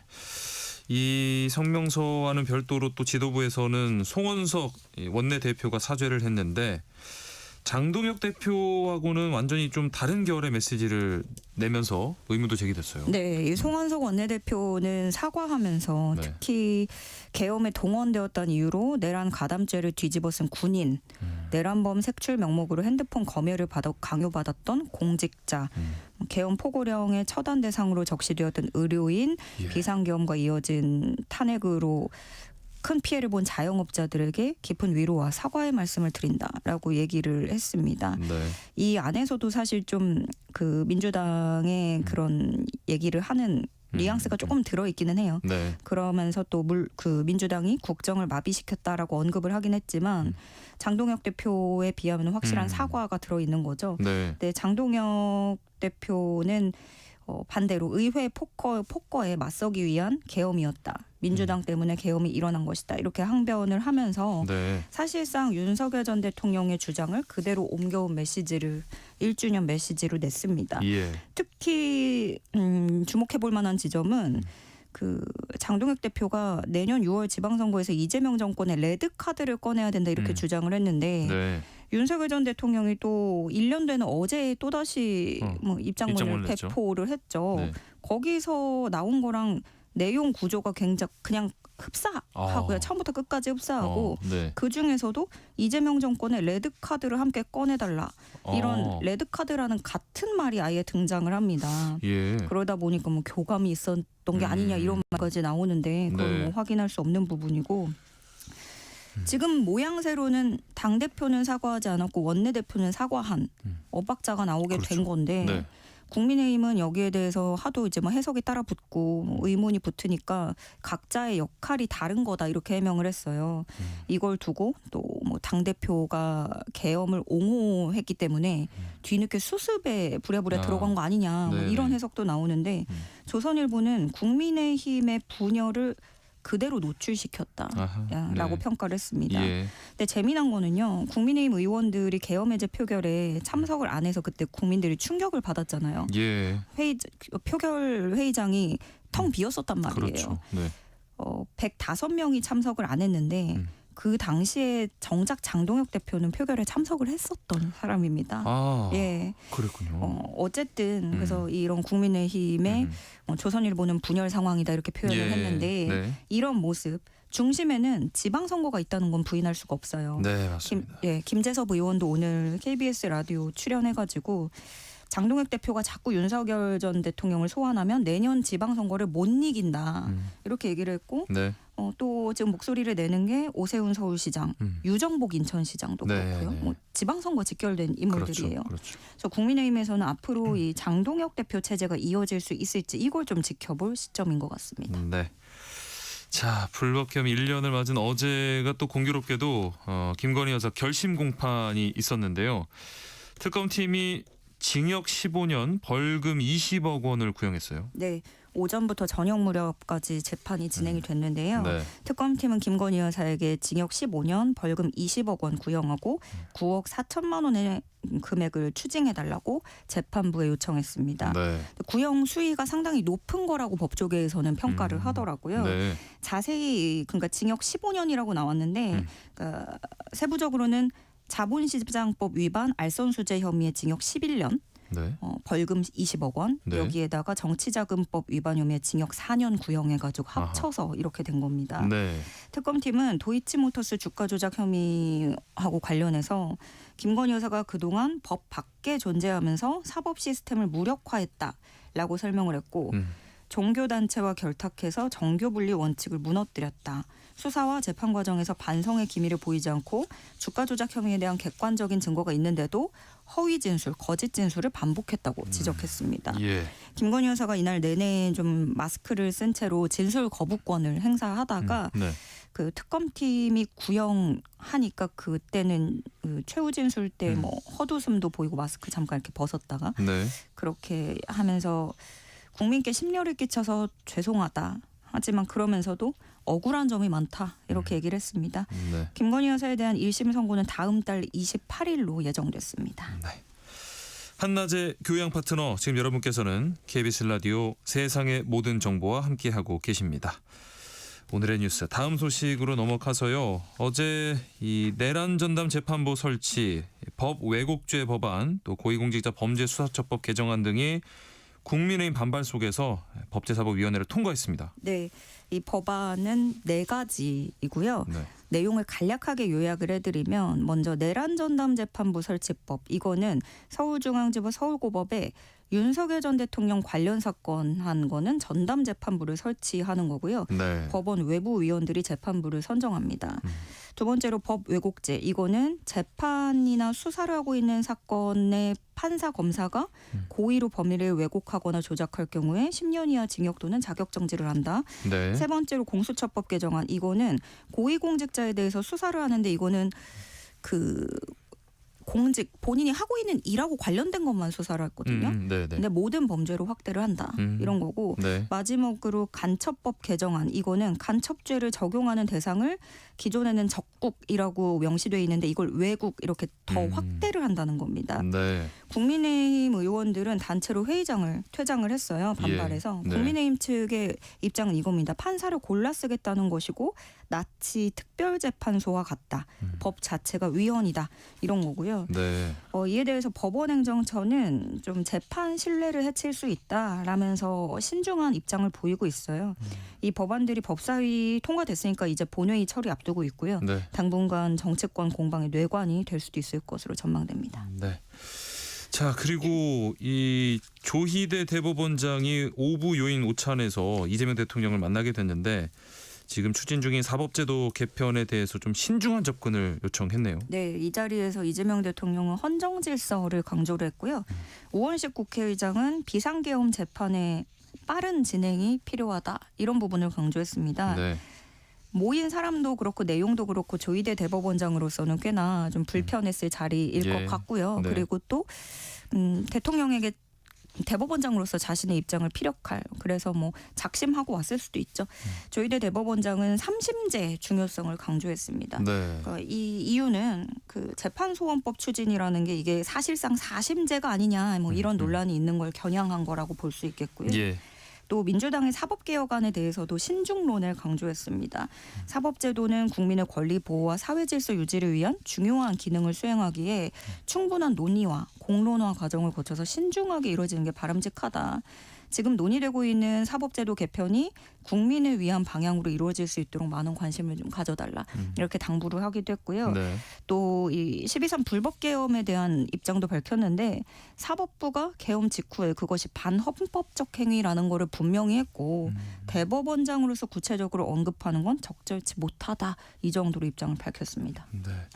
이런 이 사법개혁 드라이브를 앞두고 전국 법원장들도 이 대응 방안을 논의하기로 했다고요? 네, 먼저 내일입니다. 대법원 법원행정처가 정기 전국 법원장 회의를 열고 내란 전담 재판부 설치와 법 왜곡죄 도입 등에 대해서 논의를 하는데요. 네. 그러니까 법원행정처가 최근에 각 법원장들에게 요청을 했대요. 이 법률안들이 법관 사회에 미치는 영향이 중대하고 국민의 기본권 보장 관점에서 신중한 검토와 공론화가 필요하기 때문에 소속 법관들의 의견을 수렴해달라라고 먼저 요청을 했고요. 네. 그러니까 이 전국 법원장 회의는 매년 12월마다 1년에 한 번씩 최고위 법관들이 모여서 하는 정기 회의예요. 네. 근데 국회가 긴박하게 돌아가고 있기 때문에 기존에 원래 하려고 했던 안건은 우리는 서면으로 대체를 한다. 대신에 이 내용을 주 안건으로 바꾸자라고 해서 이 얘기로 하는 거고 네. 지금 입법의 속도가 붙으면서 국회 상황을 보고 이 법원 차원의 어떤 이 의견을 모아서 대응을 해보겠다라는 걸로 풀이됩니다. 그리고 8일 다음 주 월요일에는 전국 법관 대표 회의를 여는데요. 예. 법관 인사제도 개편, 상고심제도 개선안 등 이 사법개혁안에 대해서 입장을 표명할지 그 여부를 논의하는 겁니다. 네. 이번 회의에는 2가지 안건이 상정이 됐는데요. 하나는 그 대한변호사협회 평가를 반영하게 하는 법관 인사제도 개편안, 또 대법관 증원 등 그 상고심 제도 개선안, 이렇게 2가지 안건입니다. 네. 근데 이거는 법관 대표 참석한 그 법관 대표들 과반이 찬성을 해야 되는 아하. 부분이라서 예. 그렇게 해야 공식 입장으로 발표를 할 수 있는데 어떤 입장이 나올지도 귀추가 주목됩니다. 네. 자, 그리고 최근 이 민주당과 대통령실 이 인사청탁 논란이 뜨거운데 국민의힘이 이 관계자들 고발하기로 했다고요. 네, 민주당 문진석 의원과 대통령실 강훈식 비서실장, 김남국 국민디지털소통비서관, 김현지 부속실장 등 4명을 국민의힘이 고발할 예정이라고 밝혔습니다. 네. 국민의힘 박성훈 수석대변인은 논평에서 대통령실 인사전횡은 이미 현실에서 진행 중이었고 그 중심에는 이재명 대통령의 측근이자 권력 공동체인 김현지 실장이 청와대 상황으로 군림하며 자리 잡고 있었다라고 비판했습니다. 네. 들으셨다시피 앞으로 국민의힘은 이거를 인사전횡이다 이렇게 키워드를 규정을 하고 예. 이 논란을 정조준하고 파상 공세를 이어갈 것 같아요. 그리고 어제 그 국회 운영위 전체회의에서도 네. 이 내용으로 서로 설전을 주고받는 모습이 있었는데 네. 그 문진석 의원이 또 운영위 여당 간사인데 회의에 불참을 했어요. 예. 그러자 국민의힘에서는 박충건 의원이 인사청탁이 들켜서 현지 누나에게 조인트라도 까인 것이냐 이렇게 발언을 해서 네. 민주당이 또 반발하고 여야 간의 고성이 오가기도 했습니다. 예. 그 앞서 대통령실에서 김남국 비서관한테 그 경고를 했잖아요. 네. 이번에는 민주당에서 김병기 원내대표가 문진석 의원에게 엄중 경고한 것으로 전해졌습니다. 네. 자, 그리고 감사원에서 이 윤석열 정부 시절에 감사에 좀 위법이 있었다라는 조사 결과를 발표했는데, 그러니까 문재인 전 정부에 대한 정치 표적 감사를 주도했다는 내용이 담겨 있었죠. 네, 감사원이 자체 운영 쇄신 TF 활동 결과를 발표한 건데요. 네. 요약하자면 윤석열 정부에서 이루어진 이른바 7대 감사가 정치 감사이자 표적 감사였다라고 정리가 되는 내용이었습니다. 네. 그러니까 점검을 해봤더니 그 특별조사국이 주도한 각종 감사에서 인권을 침해하는 강압적인 감사 사례가 다수 확인됐다는 건데요. 예. 예를 들면 육아휴직 중인 여성 직원을 오전 9시부터 다음날 새벽 6시까지 밤샘 조사를 했는데 이 사람을 25번 이상 소환 조사를 하기도 하고요. 예. 인권 침해적인 감사가 진행된 것으로 나타났습니다. 또 권익위 감사 등 6대 감사에서 모두 682대 기기에 대해서 무차별적인 포렌식이 이루어졌다는 겁니다. 네. 그래서 감사원은 유병호 전 사무총장이 인사권과 감찰권을 이용해서 직원들에게 강압적인 분위기를 조성하고 최재해 감사원장은 이에 동조했다라고 밝혔습니다. 네. 김인혜 감사원장 대행은 그 월성원전 감사를 받았던 산업통상부 직원들과 권익위 감사로 검찰 수사받고 불기소 처분을 받게 된 전현희 전 위원장께는 더욱 심심한 사과를 드린다라면서 고개를 숙이기도 했는데요. 네. 감사원이 이번 TF 결과에 따라서 이 감사들을 주도했던 특별조사국 폐지를 하고 감사위 통제를 강화하겠다고 밝혔습니다. 네. 오늘의 뉴스 여기서 마치겠습니다. 지금까지 조현정 시사평론가와 함께했습니다. 고맙습니다. 네, 고맙습니다. 오늘도 참을 인을 새기며 육아서를 뒤적이고 계실 이 시대 엄마 아빠를 위한 시간입니다. 세무정 톡톡상담소 우리 아이는 왜? 용인세브란스 소아청소년과 이재현 교수와 함께합니다. 안녕하십니까? 안녕하세요. 오늘은 우리가 병원에 가면 흔하게 처방받는 이 항생제 관련된 주제를 준비해 오셨네요. 네, 오늘 주제 조금 어렵습니다. 네, 어려운 주제인데 좀 한번 좀 최대한 쉽게 말씀을 드려보려고 노력을 해볼게요. 그래서 오늘은 항생제에 대한 이야기를 준비했는데 그 중에서 항생제 내성에 대한 이야기를 좀 해보려고 합니다. 예. 이 주제를 준비한 게 지난 11월 18일부터 24일까지가 세계보건기구 WHO에서 지정한 세계 항생제 내성 인식 주간이었습니다. 그래서 항생제 내성이 현재 얼마나 심각한 문제이고 또 어떻게 예방할 수 있을지 이 의료진 분들하고 일반인 분들에게 알리기 위한 이게 지정된 주간이었는데 네. 우리나라 질병관리청에서도 같은 기간을 항생제 내성 인식 주간으로 지정해서 여러 가지 활동을 했습니다. 하지만 이런 주간이 있었는지 모르는 분들이 더 많죠. 네. 그래서 오늘 조금 늦었지만 항생제 내성에 대해서 더 많은 분들에게 자세한 정보 전해드리려고 이 주제를 준비해봤습니다. 네. 이 관련해서 우리나라가 특히 항생제 사용량이 좀 많고 소아청소년들 항생제 사용량이 특히나 더 많다 이런 이야기를 들었는데 이렇게 특별히 많은 이유가 있을까요? 일단 진짜 사용량이 많은 게 맞습니다. 네. 최근 발표된 OECD 보건 통계 자료에 따르면요. 네. 우리나라의 항생제 사용량은 세계 2위나 됩니다. 네. 네, 평균 대비 1.6배 많은 양이고요. 네. 소아의 경우는 더욱 심각해서 소아에게 사용되는 항생제가 성인에 비해 4배 많고요. 오이고. 노인에 비하면 2.5배나 많다고 합니다. 네. 네, 이렇게 항생제가 많이 처방되는 이유는 몇 가지 꼽을 수가 있는데 일단 우리나라에 계신 분들은 대부분 센 약을 찾는 분들이 많죠. 네, 그래서 빠른 약, 센 약. 네, 빠른 약, 센 약을 그래서 감기 걸리면 어디 병원 가면 빨리 낫는다더라 하는 맞아요. 이야기 들어보셨죠? 네. 그런데 진료를 막상 봐보면 특히 감기 같은 질환은 약이 한두 가지만 필요하거나 아니면 약이 필요 없는 경우도 있는데 이렇게 약을 안 드리면은 오히려 항의하시는 분들이 있어요. 네, 그리고 약도 안 주면서 무슨 진료비를 받아가냐 이렇게 하시는 분들도 많기 때문에 네. 이런 문화가 좀 지속되다 보니까 항생제 처방이 좀 더 많아지게 되는 게 있고 네. 또 대중들이 갖는 항생제에 대한 잘못된 인식도 문제가 됩니다. 네. 항생제는 우리 몸에 감염을 일으키는 항생제라는 거는 우리 몸에 감염을 일으키는 세균, 바이러스, 곰팡이, 기생충을 죽이는 약이고 지금 우리가 얘기하는 편하게 얘기하는 항생제는 사실 세균을 죽이는 항균제 를 뜻하거든요. 예. 네, 편의상 항생제라고 계속 말씀을 드릴게요. 네. 그래서 항생제는 세균만 죽이는 약이기 때문에 바이러스가 원인인 감기에는 효과가 없습니다. 네, 그런데 2019년도 우리나라 질병관리청에서 시행한 항생제 내성 인식도 조사에 따르면 감기에 항생제가 도움이 된다라고 생각하는 비율이 72%나 되고요. 항생제가 세균과 바이러스를 모두 치료하는 약이라고 생각하시는 비율이 60%라고 하고요. 그리고 진료 볼 때 항생제를 요구한 적이 있다라고 대답하신 분들도 25%나 된다고 합니다. 네. 이렇게 질병과 항생제에 대한 잘못된 인식으로 인해서 우리나라는 과도하게 항생제를 많이 처방하는 나라가 되었다고 생각해 볼 수 있겠습니다. 예. 그래서 오늘 생오정 톡톡 상담소 우리 아이는 왜 시간에는요. 이 항생제 내성을 포함해서 부모라면 꼭 알아야 하는 올바른 항생제 사용법 자세히 살펴볼 예정입니다. 방송 들으시면서 궁금한 점 생기시면 문자로 바로 보내주시기 바랍니다. 이재현 교수님과 상담도 해드리고요. 또 추첨을 통해서 커피와 베이글 모바일 쿠폰도 보내드리겠습니다. 문자 보내실 곳은 샵 9730번입니다. 짧은 문자는 50원, 긴 문자는 100원의 정보 이용료가 있고요. 콩 게시판, KBS 라디오 유튜브 채널 통해서는 무료로 참여하실 수가 있습니다. 이 항생제를 많이 쓰면 내성이 생긴다. 이런 말을 너무 많이 들었는데 항생제 내성이라는 게 정확히 어떤 현상을 말하는 건가요? 네, 이제 항생제 내성 이 개념을 명확하게 이해를 하셔야 됩니다. 이게 좀 어려워요. 우리가 보통 어떤 약을 먹다가 그 약효가 듣지 않으면 내 몸에 내성이 생겼다 이런 얘기를 하잖아요. 네네. 근데 항생제 내성은 내 몸이 항생제를 안 듣는 몸이 되는 게 아닙니다. 다르군요. 항생제 내성은 누가 갖게 되는 거냐면 내가 갖게 되는 게 아니라 세균이 갖게 되는 거예요. 세균이? 네. A라는 세균이 있는데 A라는 세균을 치료하는 항생제가 1번 항생제가 있다고 쳐볼게요. 근데 이 A라는 세균이 원래는 1번 항생제로 잘 죽었는데 어느 순간 1번 항생제를 써도 안 죽는 세균이 된 거예요.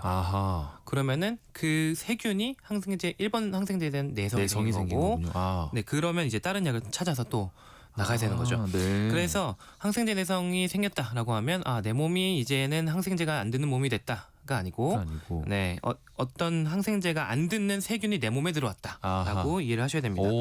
네, 근데 이게 조금 헷갈리는 게 왜냐면 약마다 좀 차이가 있어요. 예를 들어서 수면제 오래 드시는 분들은 내 몸이 이제 수면제가 안 들으니까 점점 센 약을 찾게 되는 수면제 내성이 생기는 일반적으로 아는 내성의 의미가 그때는 통하는 거고요. 네, 그때 통하는 거고 항생제는 아니다라고 생각을 하시면 되겠습니다. 네.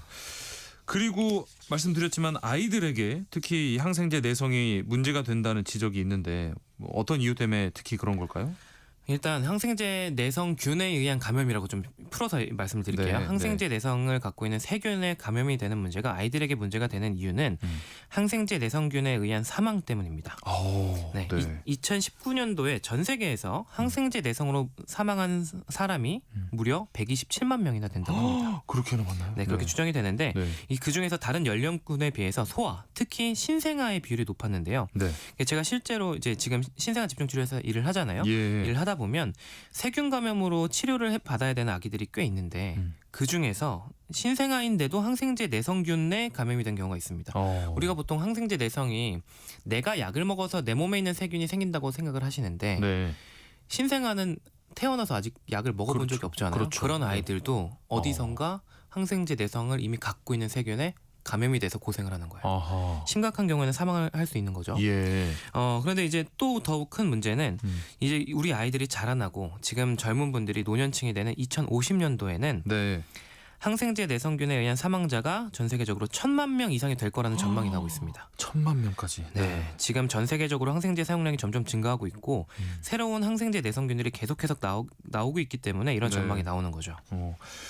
야, 항생제 내성균에 의한 감염으로 사망에까지 달할 수 있다. 아이 같은 경우에라고 하셨는데 좀 실제 병원 사례로 설명을 해 주시면 좋을 것 같은데요. 네, 제가 경험한 것만 해도 여러 가지가 있는데요. 네. 가장 기억에 나는 환자는 이게 그 만삭의 정상 체중으로 잘 분만한 아기였어요. 네. 아무런 이상 증후가 없었던 아기인데 네. 태어나자마자 네. 굉장히 흑색 빛으로 태어난 거예요. 되게 건강하지 않은 상태로 온몸이 그 힘이 없는 상태로. 예. 그래서 저희가 그 신생아 집중치료실로 바로 입원을 했는데 이런 아이들 같은 경우는 전신 세균 감염이 있는 폐혈증을 의심하게 됩니다. 예. 그래서 급하게 입원시켜서 염증이 있는 소견을 확인하고 항생제 치료를 바로 시작을 해서 했는데 아기가 전혀 좋아지지 않는 거예요. 그래서 신생아에게 쓸 수 있는 모든 항생제를 다 써봤어요. 네. 그런데도 아이는 좋아지지 않아서 태어난 지 24시간도 되지 않아서 사망했던 경우가 있습니다.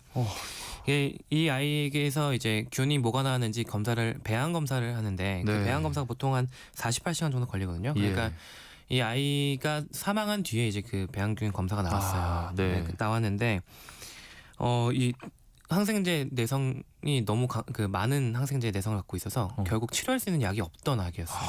아이고. 근데 이런 경우는 엄마 뱃속에서부터 감염이 진행된 경우이기 때문에 이제 엄마의 건강한 성인들은 보통 이런 항생제 내성균이 있다고 하더라도 큰 병을 일으키지 않는 경우가 있거든요. 네. 그런데 그래서 엄마는 모르셨던 거죠. 그런데 그게 임신 중에 태아를 감염시켜가지고 아기가 태어나자마자 사망했던 너무나 안타까운 경우였습니다. 정말 너무 안타깝습니다. 네, 또 다른 이제 환자 경험은 만 3, 4세쯤 됐던 아이가 고열이 계속 지속되는데 동네 의원에서 항생제를 계속 치료받아도 열이 안 떨어지는 거예요. 그래서 네. 저희가 대학병원으로 전원 오게 된 아이였는데 열이 왜 날까 검사를 해보니까 소변에서 이제 염증이 발견되는 요로 감염으로 진단이 됐습니다. 네. 그래서 항생제를 저희가 또 적절하게 투여를 해봤는데 계속 약이 안 듣는 거예요. 그러고 보니까 균 배양 검사를 이제 진행을 하는 과정이 또 48시간 걸린다고 말씀드렸잖아요. 그래서 그 기간 동안 여러 약을 써봤는데 그 기간 동안 결국 아이가 의식이 처져서 검사를 해보니까 이제 뇌소막염까지 진행이 됐고 그 아이는 결국 중환자실 치료까지 받았고요.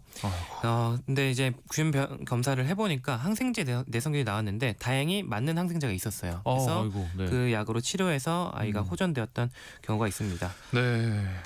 이게 막 이야기 듣는 것만 해도 너무 막 안타까운 마음이 생기고 하는데 이 항생제 내성이 그래서 왜 생기는 걸까요? 뭐 부모들이 하는 어떤 실수가 원인이 되기도 할까요?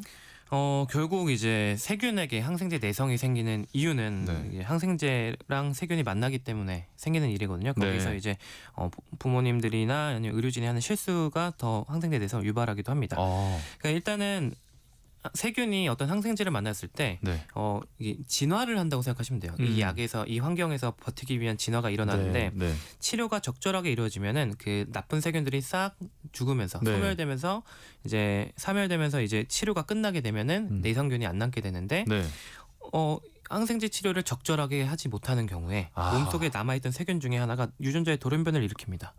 그럼 이게 항생제에 견디는 유전자가 만들어지면서 이 세균이 직접 증식을 하는 것도 문제가 되고요. 근데 문제는 세균들은 지독한 게 뭐냐면 자기의 유전자를 옆에 세균한테 전달해줘요. 그러니까 항생제 내성 유전자를 막 전달하면서 내성균들이 확 퍼지게 되는 거죠. 그래서 내성균 하나 때문에 질병이 크게 문제가 되는 건데요. 그래서 이 원리를 생각해 보면은 항생제 내성을 예방하려면 우선 세균이 불필요하게 항생제와 만나는 일을 줄여야 되겠죠. 그러면은 항생제를 과도하게 처방하는 문제를 줄여야 되고 그리고 항생제를 투여하게 됐다면 나쁜 세균들을 박멸할 때까지 약을 충분히 사용해야 됩니다. 한 번 쓰기 시작하면. 그래서 항생제마다 그 투여 기간이 정해져 있어요. 어떤 약은 3일, 뭐 5일, 일주일 뭐 이렇게 정해져 있는데 그거를 충분히 다 먹어야 됩니다. 그런데 이때 많은 부모님들이 하는 실수가 일단 불필요하게 항생제를 많이 찾으시는 분들도 있고 항생제를 복용하다가 증상이 좋아지면 그냥 중단하시는 경우가 있어요. 그렇죠. 이러면 몸에 있던 세균들이 항생제 내성을 획득을 해서 내성균이 만들어지게 되는 게 있습니다. 이렇게 네. 약을 잘못 사용하는 오용과 잘못된 때 사용하는 남용이 합쳐져서 이제 이걸 합쳐서 오남용이라고 하거든요. 이 항생제 오남용이 항생제 내성을 만들게 되는 원인이 되겠습니다. 그러면 갑자기 좀 궁금한 게 생겼는데요. 그 세균의 항생제 내성이 뭐 유전자라고 할까요? 이게 생겨나면 아예 안 없어지는 건가요, 이거는? 그렇죠. 그 세균은 계속 그 항생제를 이겨내는 애가 됩니다. 그런 내성을 이겨낼 수 있는 항생제가 또 나올 때까지 맞아요. 계속 남아 있는 거군요. 네. 아하. 그렇다면 부모 입장에서 이럴 때는 꼭 항생제를 써야 한다 하는 어떤 판단 기준이 있을까요? 제가 오늘 말씀드리고 싶은 내용이 딱 이겁니다. 네. 항생제를 꼭 써야 한다는 판단은 부모님이 하시면 안 됩니다. 맞는 말씀이시네요. 네. 이게 우리나라 성악과 진료 현장의 대표적인 문제가 사실 부모님들이 다 진단을 내리시고 처방을 다 생각해서 오시거든요. 네. 그래서 이 약을 달라고 하세요. 근데 아이의 상태에 대한 파악은 물론 아이를 돌보고 있는 부모님이 잘 하시는 건 당연하겠지만요. 근데 그 상태를 평가하고 진단해서 해결책을 내리는 이 판단은 의사의 몫입니다. 그렇죠. 그래서 내가 우리 아이 상태 제일 잘 아니까 내가 아이 낫게 하는 방법도 제일 잘 알아라고 생각하시는 분들이 많은데 이건 잘못된 생각이고요. 네. 그리고 이런 판단이 또 문제가 잘못된 정보를 토대로 이루어진 경우가 많아요. 뭐 옆집에는 이 약 먹으니까 좋아졌더라 이런 얘기 있죠. 네. 그래서 우리나라에는 이렇게 잘못된 약 처방을 요구하는 분들이 많은 것이 진료 현장에서의 현실이기 때문에 내가 이럴 때 우리 아이 항생제 달라고 해야지라고 하시지 마시고 병원에서 항생제를 처방받으면 이거 지금 꼭 항생제가 필요한 상황인가요? 한번 물어보시고 네. 꼭 필요한 상황이다라고 이야기 들으셨으면 이왕 받았으니까 복용 수칙에 맞게 잘 복용해야겠다라고 생각하시는 것이 좋겠습니다. 네. 그러면 말씀하신 김에 정확한 이 복용 수칙을 좀 알려주시죠. 네, 다른 약들도 마찬가지지만 항생제는 복용 용법에 맞게서 복용하는 게 가장 중요합니다. 네. 하루 2번 복용해야 되는 약은 하루 2번 꼭 지켜서 복용해야 되고요. 네. 3번 복용해야 되는 건 3번 꼭 정해진 용량으로 복용해야 됩니다. 이걸 한 번 건너뛰게 되면 그 시간 동안 또 세균이 항생제 내성을 갖게 되는 생기는군요. 거예요. 네. 이게 복용 시간에 맞게 약을 계속 복용해줘야 세균들이 정신을 못 차리는 거예요. 효과가 나타나는 거죠. 그렇죠. 근데 이걸 들쑥날쑥하게 복용하게 되면 그 틈에 항생제 내성균이 생기는 거고요. 그리고 아까도 말씀드렸지만 며칠 복용해야 되는 약, 3일 복용해야 된다. 그럼 3일 꼭 다 먹어야 되고 일주일 먹어야 된다. 그러면 일주일 꼭 복용을 잘 해야 됩니다. 그래서 이것도 진료 보실 때 한번 물어보시는 게 좋아요. 이 항생제는 며칠 먹어야 돼요? 그러면은 예를 들어서 10일 동안 먹어야 되는 약이다. 근데 아이가 5일 만에 증상이 좋아졌어요. 그래도 병원 한번 더 데려가서 약을 추가적으로 더 먹어야 됩니다. 네, 그래서 이런 진료 시간에 이런 걸 잘 물어보시고 이런 대화가 잘 되는 게 사실 좀 건강한 진료 현장으로 생각을 해요. 그래서 이런 그 진료 문화는 의사들도 노력을 해야겠지만 보호자분들도 또 노력을 많이 해야 된다라고 생각을 합니다. 그러기 위해서도 이렇게 이 항생제 내성에 대한 내용을 정확히 알고 있어야 또 적절한 질문을 할 수가 있겠고요. 항생제 내성을 막기 위한 방법이라고 할까요? 일상생활에서 좀 실천하면 좋은 것들 뭐가 있을까요? 네, 가장 좋은 거는 일단 덜 아파야 됩니다. 질병 예방을 잘 해야 돼요. 걸리지 않게. 네, 지금처럼 감염병이 많이 돌고 있는 시즌에는 예방 접종 잘 하시고요. 특히 독감 예방 접종 아직도 안 하신 분들 있다면 다 맞으셔야 되겠고, 또 감염병이 유행하는 시기에는 마스크 잘 쓰고 손도 비누로 30초 이상 잘 닦는 노력이 필요합니다. 그리고 의외의 방법으로 항생제 내성을 줄일 수 있는 노력을 할 수 있는 게 있는데요. 바로 무항생제 식품을 많이 사용하는 겁니다. 이게 좀 비싸서 좀 꺼려하시는 분들도 있고 이게 무슨 의미가 있냐 생각하실 수도 있는데 놀랍게도요. 전 세계에서 사용되는 항생제 중에 사람에게 투여되는 게 고작 20%밖에 안 됩니다. 나머지는 다 축산물 이런 데 쓰는 거예요. 80%가. 이런 축사와 같은 환경에서도 항생제 내성균이 많이 발생되는데 아까 말씀드렸죠. 이런 데서 생기는 세균이 유전자를 막 퍼뜨리면서 내성균이 번지는 거예요. 그게 사람까지 올 수 있습니다. 그렇기 때문에 무항생제 식품 많이 선택하시면 이런 시장이 점점 커질 거고요. 궁극적으로 축산 분야에서도 항생제 사용을 좀 줄이면서 항생제 내성을 막는 좀 방법이 되겠습니다. 네. 자, 오늘은 이 항생제 내성에 대한 이야기 함께 살펴보고 있습니다. 관련해서 궁금한 점 있으신 분들 문자 받고 있습니다. 용인 세브란스 소아청소년과 이재영 교수님과 함께 상담해 드릴 테니까요. 문자 보내주시기 바랍니다. 문자 보내실 곳은 샵 9730번입니다. 짧은 문자는 50원, 긴 문자는 100원의 정보 이용료가 있고요. 콩 게시판 또 KBS 라디오 유튜브 채널 통해서는 무료로 참여하실 수가 있습니다. 노래 한 곡 듣고 문자 상담 이어가겠습니다. 비욘세의 Listen. Listen to the song here in my heart, a melody I start but can't complete. Listen to the sound from deep within. It's only beginning to find release. Oh, the time has come for my dreams to be heard. They will not be pushed aside and turned into your own, all 'cause you won't listen.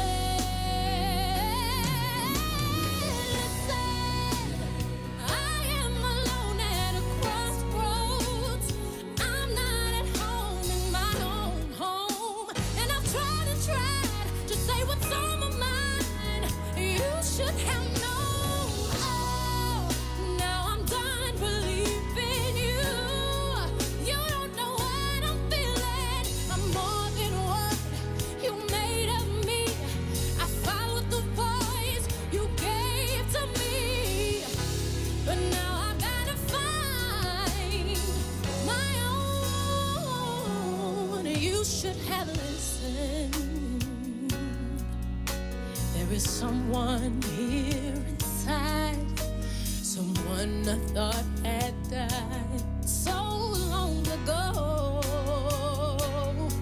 Oh, I'm screaming out in my dream to be heard. They will not be pushed aside or words into your own, all 'cause you won't listen.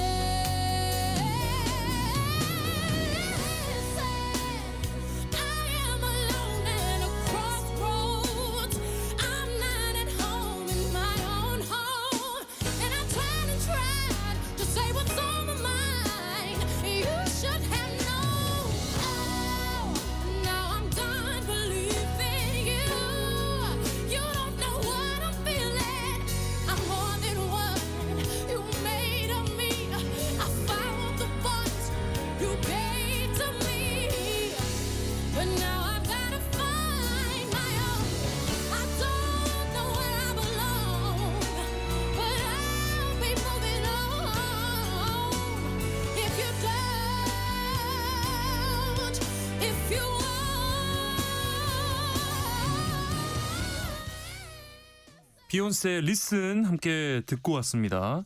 그 사이에 또 많은 분들께서 문자를 보내주셔서요. 살펴보겠습니다. 2893님 그리고 7731님이 좀 비슷한 내용인데요. 4살 된 손녀가 알레르기가 심해서 겨울철에는 조금 힘들고 알레르기 약을 먹는데 이 안에 혹시 항생제가 있을지 궁금하다. 2893님 질문 주셨고 7731님은 이 내성균과 알레르기 어떤 차이가 있는지 질문 주셨습니다. 네, 이게 진짜 많이 받는 질문이에요. 그게 알레르기는요, 내 몸의 면역 체계가 어떤 물질에 대해서 과민 반응을 하는 겁니다. 그러니까 체질적으로 그 물질과 안 맞는 거예요. 꽃가루 알레르기가 있으면은 내 몸이 꽃가루에 대해서 굉장히 이상한 반응을 보이는 콧물 지책 이런 걸 나타내는 거고요.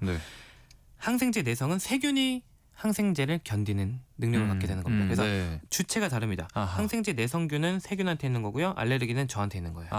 그래서 그래서 항생제 알레르기 검사도 입원해서 받아보신 분들 많을 거예요. 그거는 이제 내 몸이 이 약을 거부하는 반응이 나타날까 하는 거고요.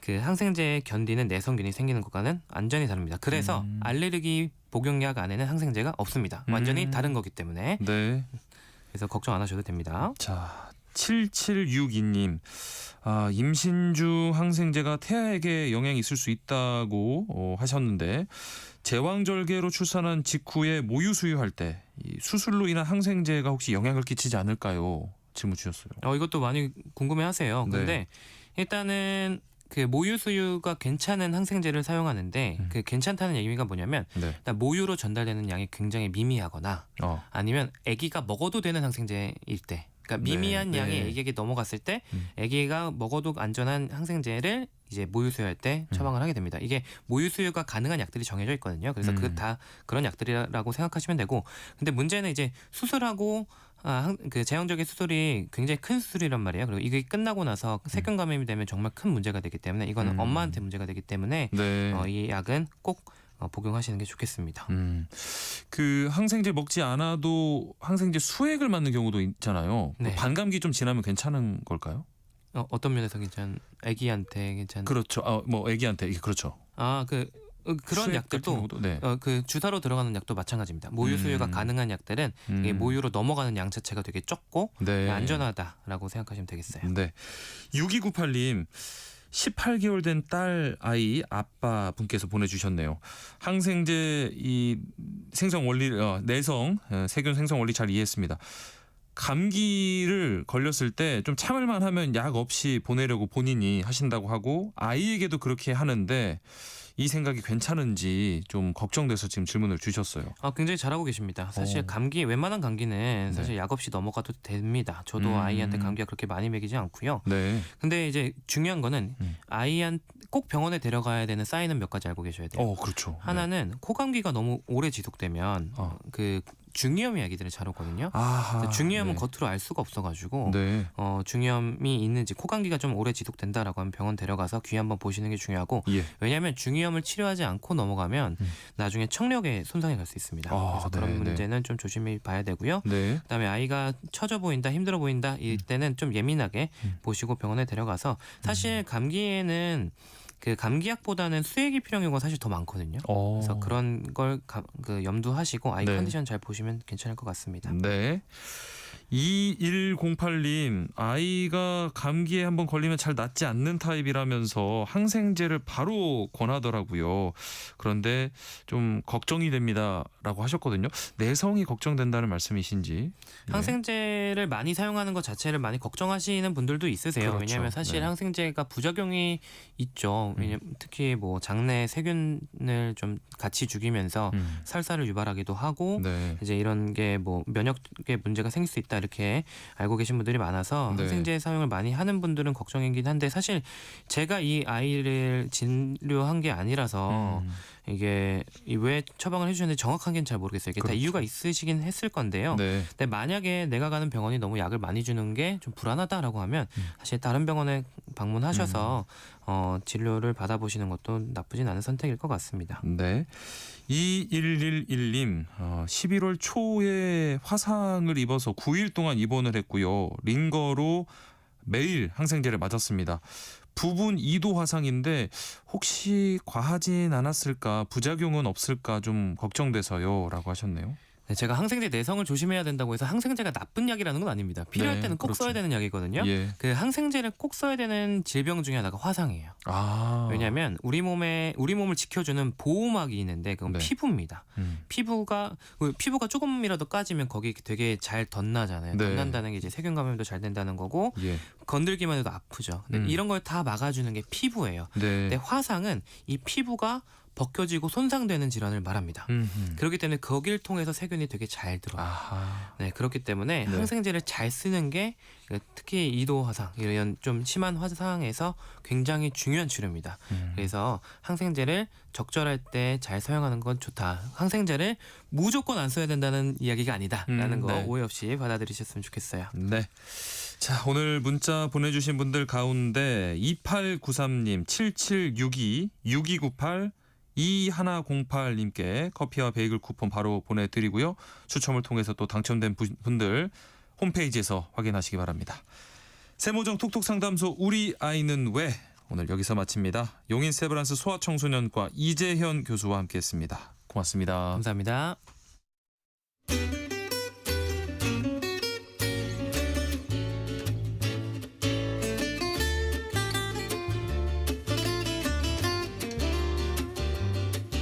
매주 쏟아지는 신작 속에서 어떤 영화를 볼지 고민되시나요?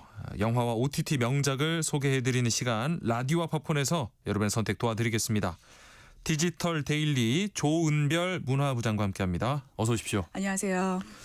오늘은 또 어떤 작품 소개해 주실지 기대되는데요. 오늘 오늘은 좀 재밌는 코믹 영화들 들고 왔습니다. 네. 3일 개봉한 영화 윗집 사람들부터 소개해드릴게요.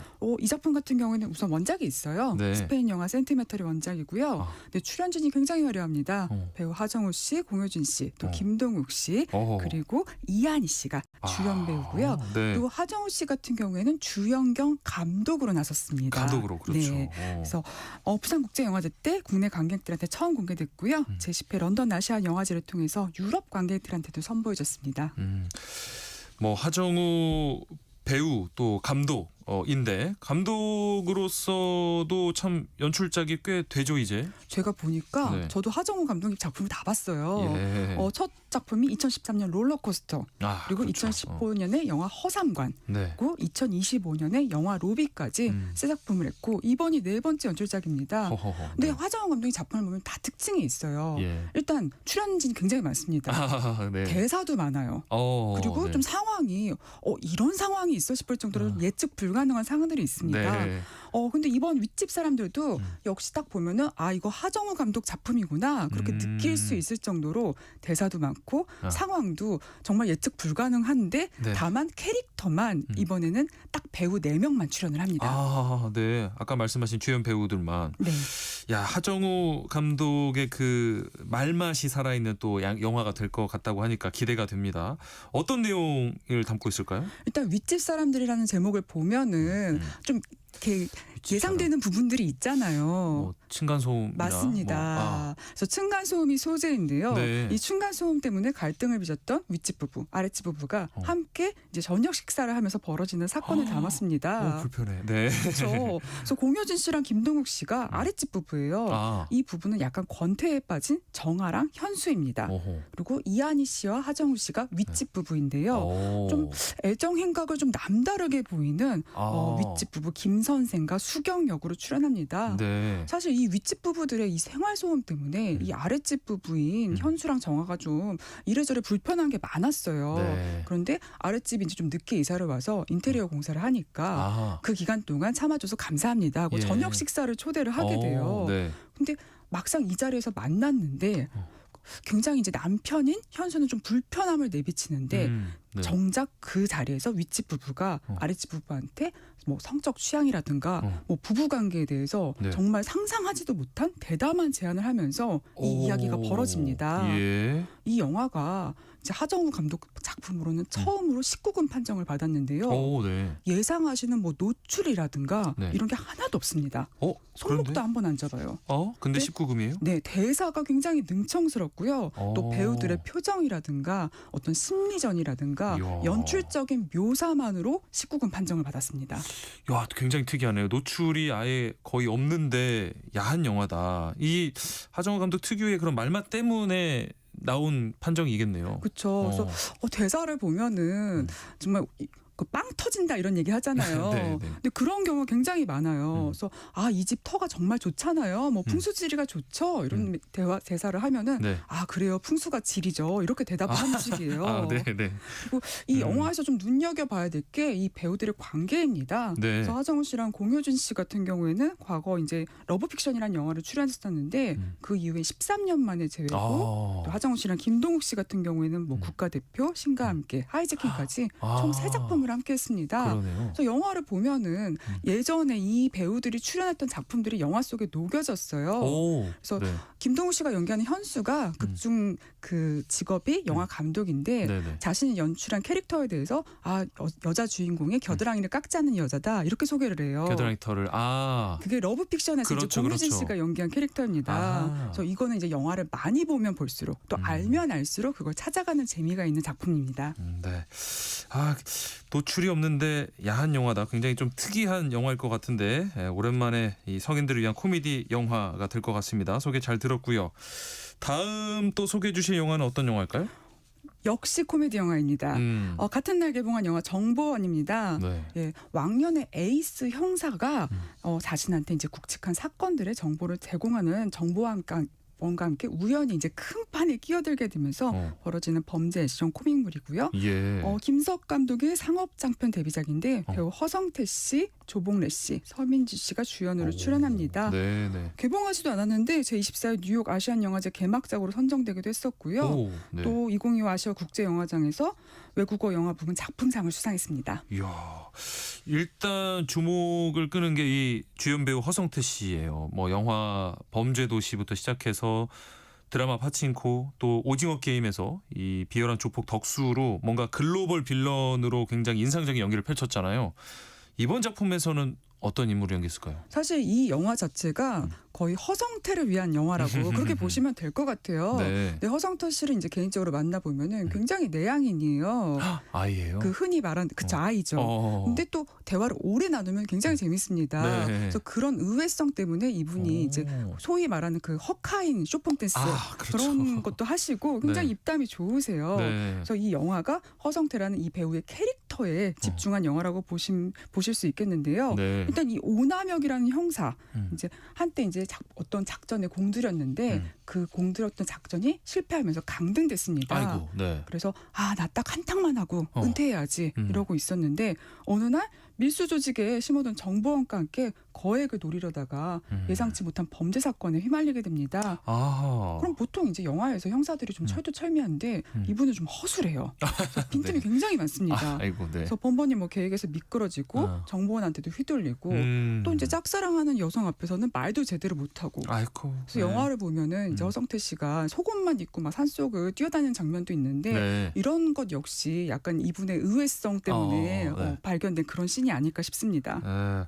영화 안에서 이 허성태 씨의 뭐 역할 비중이 상당한 것 같은데 함께 연기한 조봉래 배우도 있잖아요. 연기 호흡은 좀 어떻을까요? 사실 이게 조봉래 씨가 있어서 이 허성태 씨의 이 허당기, 웃음이 폭발적인 시너지를 빚었다고 할 수 있습니다. 네. 이 조봉래 씨가 어떻게 보면 이 영화 제목이죠. 정보원인 조태복을 연기합니다. 네. 그래서 이를테면은 스머프로 따지면은 그 오남혁이란 인물이 약간 바보 스머프 같으면은 네. 이 조태봉은 네. 그 똘똘이 스머프. 그래서 오남혁이랑 완벽하게 상극을 이뤄요. 그래서 좀 치밀해 보이지만 살짝 허술하기도 하고요. 근데 또 욕망이 있어요. 네. 그렇지만 미워할 수가 없습니다. 근데 문제는 보통 이렇게 남자 두 분이 나오면 호흡이 찰떡 호흡을 맞춰가는데 네. 이 두 분은 영화의 처음부터 끝까지 손발이 엇갈립니다. 그래서 그런 의외성이 이 영화를 보는 새로운 재미가 될 것 같습니다. 오히려 그런 불협화음을 일으키는 게 찰떡 호흡이 또 되는 그런 영화가 되겠네요. 이번 영화 연출을 맡은 김석 감독님이 이번 작품으로 이제 데뷔를 하게 됐습니다. 찾아보니까 무려 14년 만에 이런 데뷔라고 하는데 감회가 맞아요. 남다를 것 같아요. 2009년에 영화 해운대 이제 현장 편집으로 시작해서 사실 뭐 영화판에서 뭐 꾸준히 일을 좀 많이 하신 편이에요. 네. 그리고 이번 작품으로 상업 영화에 입봉하게 됐는데 처음에는 좀 무거운 형사물을 쓰시려고 했는데 네. 집에서 혼자서 이제 시나리오 쓰다 보면은 답답한 마음이 있잖아요. 그래서 좀 웃고 싶다. 그래서 코믹한 시나리오로 방향을 돌렸다고 합니다. 네. 그래서 이 영화 같은 경우에는 처음에 봤을 때는 좀 약간 진지한 범죄 영화 같은데 보다 보면은 이거 코믹물이네 하는 그런 느낌을 안깁니다. 네. 진지하면서도 웃음을 안기는 영화 정보원 소식 잘 들었고요. 마지막으로 OTT 시리즈물 소개해 주시죠. 네, 15일 공개되는 넷플릭스 시리즈 자백의 대가입니다. 저는 어제 언론 시사회에서 1회부터 3회까지 먼저 봤습니다. 네. 거의 올 연말에 가장 최대 기대작이라고 할 수 있고요. 배우 전도연 씨랑 김고은 씨가 10년 만에 호흡을 맞춘 작품으로 이미 네. 이제 업계에서도 기대가 큰 작품입니다. 네. 그리고 연출은 사랑의 불시착 이정효 감독이 연출을 맡았고요. 네. 영화 특별수사 사형수의 편지를 연출한 권정관 감독이 대본을 집필했습니다. 야, 전도연, 김고은 이 이름만으로도 정말 뜨거운 연기 대결 기대되는 두 배우인데 자, 자백의 대가 어떤 작품일지 잘 안 그려지는데요. 네, 이게 제목이 자백의 대가라고 하니까 네. 자백한 대가냐 아니면 자백을 잘하는 대가냐 그러니까요. 그런 질문이 있었는데 네. 일단 전자입니다. 자백을 한 대가에 대해서 어떤 값을 치르냐 이런 의미고요. 네. 이런 의미고요. 남편을 죽인 용의자를 몰린 여성한테 의문의 인물이 나타나서 내가 너 대신 죄를 뒤집어 쓸게 이런 제안을 하면서 내가 나의 소원 하나 들어줘 이렇게 그 제안을 하면 대가군요. 벌어지는 미스터리 스릴러물이에요. 네. 그래서 전도연 씨 남편 살인범으로 몰리는데 결백을 주장하는 미술교사 윤수혁을 연기합니다. 그래서 이게 제가 1회부터 3회까지 봤다고 했는데 네. 초반에 보면은 좀 헷갈려요. 이분이 정말 남편을 억울하게 죽이지 않은 살인범이 맞는지 네네. 정말 죽인 살인범인지 저도 좀 헷갈립니다. 그런데 어쨌든 윤수혁은 굉장히 결백을 주장을 해요. 예. 그러다가 결국 이제 무기징역을 구형을 받고 감옥에 가게 됩니다. 네. 그래서 너무 억울한 나머지 자해를 하다가 아이고. 이분이 이제 징벌방에 가게 되고요. 네. 징벌방 옆방에서 누군가한테 내가 너 대신 자백을 할게. 아하. 나와 거래를 하자. 이런 은밀한 제안을 받게 되는데 바로 그 은밀한 제안을 하는 인물 모은 역이 김고은 씨가 연기를 합니다. 아하. 김고은 배우가 그럼 연기한 모우는 어떤 인물일까요, 또? 이 인물은 네. 시리즈에서도 처음부터 마녀라는 캐릭터로 설정이 돼 있어요. 마녀. 네. 강렬한데요. 네. 인물을 이제 부자를 살인한 죄로 그 일단 교도소에 왔었고요. 예. 와가지고는 자기가 이제 이 윤수의 죄까지 내가 다 했다라고 뒤늦게 자백을 하면서 검경을 놀라게 만드는 그런 인물입니다. 네. 그리고 윤수한테는 어차피 내가 2명이나 죽였다. 뭐 1명 더 죽여도 그게 대수냐 이렇게 얘기를 하는데요. 네. 이 김고은 씨가 전작인 은중과 상연에서 굉장히 좀 합리적이고 또 그렇죠. 사랑스러운 인물을 연기를 했었는데 네네네. 이번 작품에서는 보시면은 쇼커트 헤어스타일을 고수를 해요.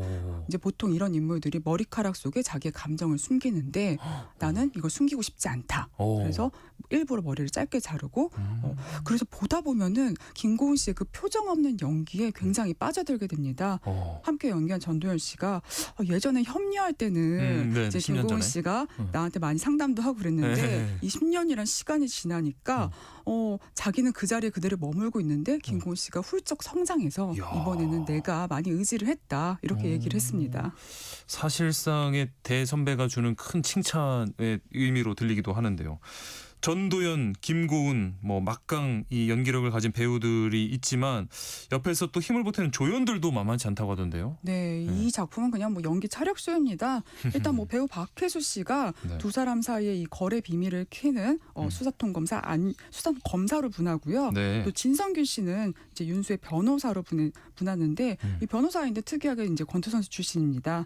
그리고 윤수와 모은과 함께 같은 교도소에 있는 재소자 말순 역에 김선영 씨가 출연하는데요. 네. 김선영 씨가 욕설 연기가 아주 또 훌륭합니다. 굉장히 네. 찰떡지고요. 또 윤수의 보호관찰관 배순동 역에는 이상희 씨가 출연을 해서 섬세한 연기로 시청자들의 눈길을 사로잡을 예정입니다. 네.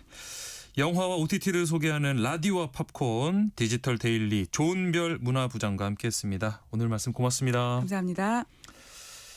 KBS 라디오 세상의 모든 정보 마무리할 시간이 됐습니다. 모바일 쿠폰 당첨자는 저희 홈페이지 공지사항에서 확인하시면 되고요. 청취자 9651님.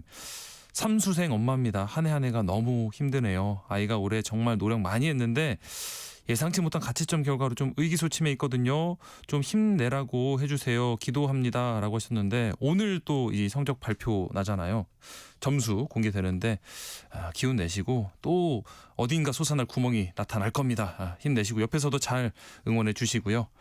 그리고 오늘 오후부터 밤 사이에 서울, 인천, 경기, 강원 중심으로 많은 눈 또는 비가 예보돼 있습니다.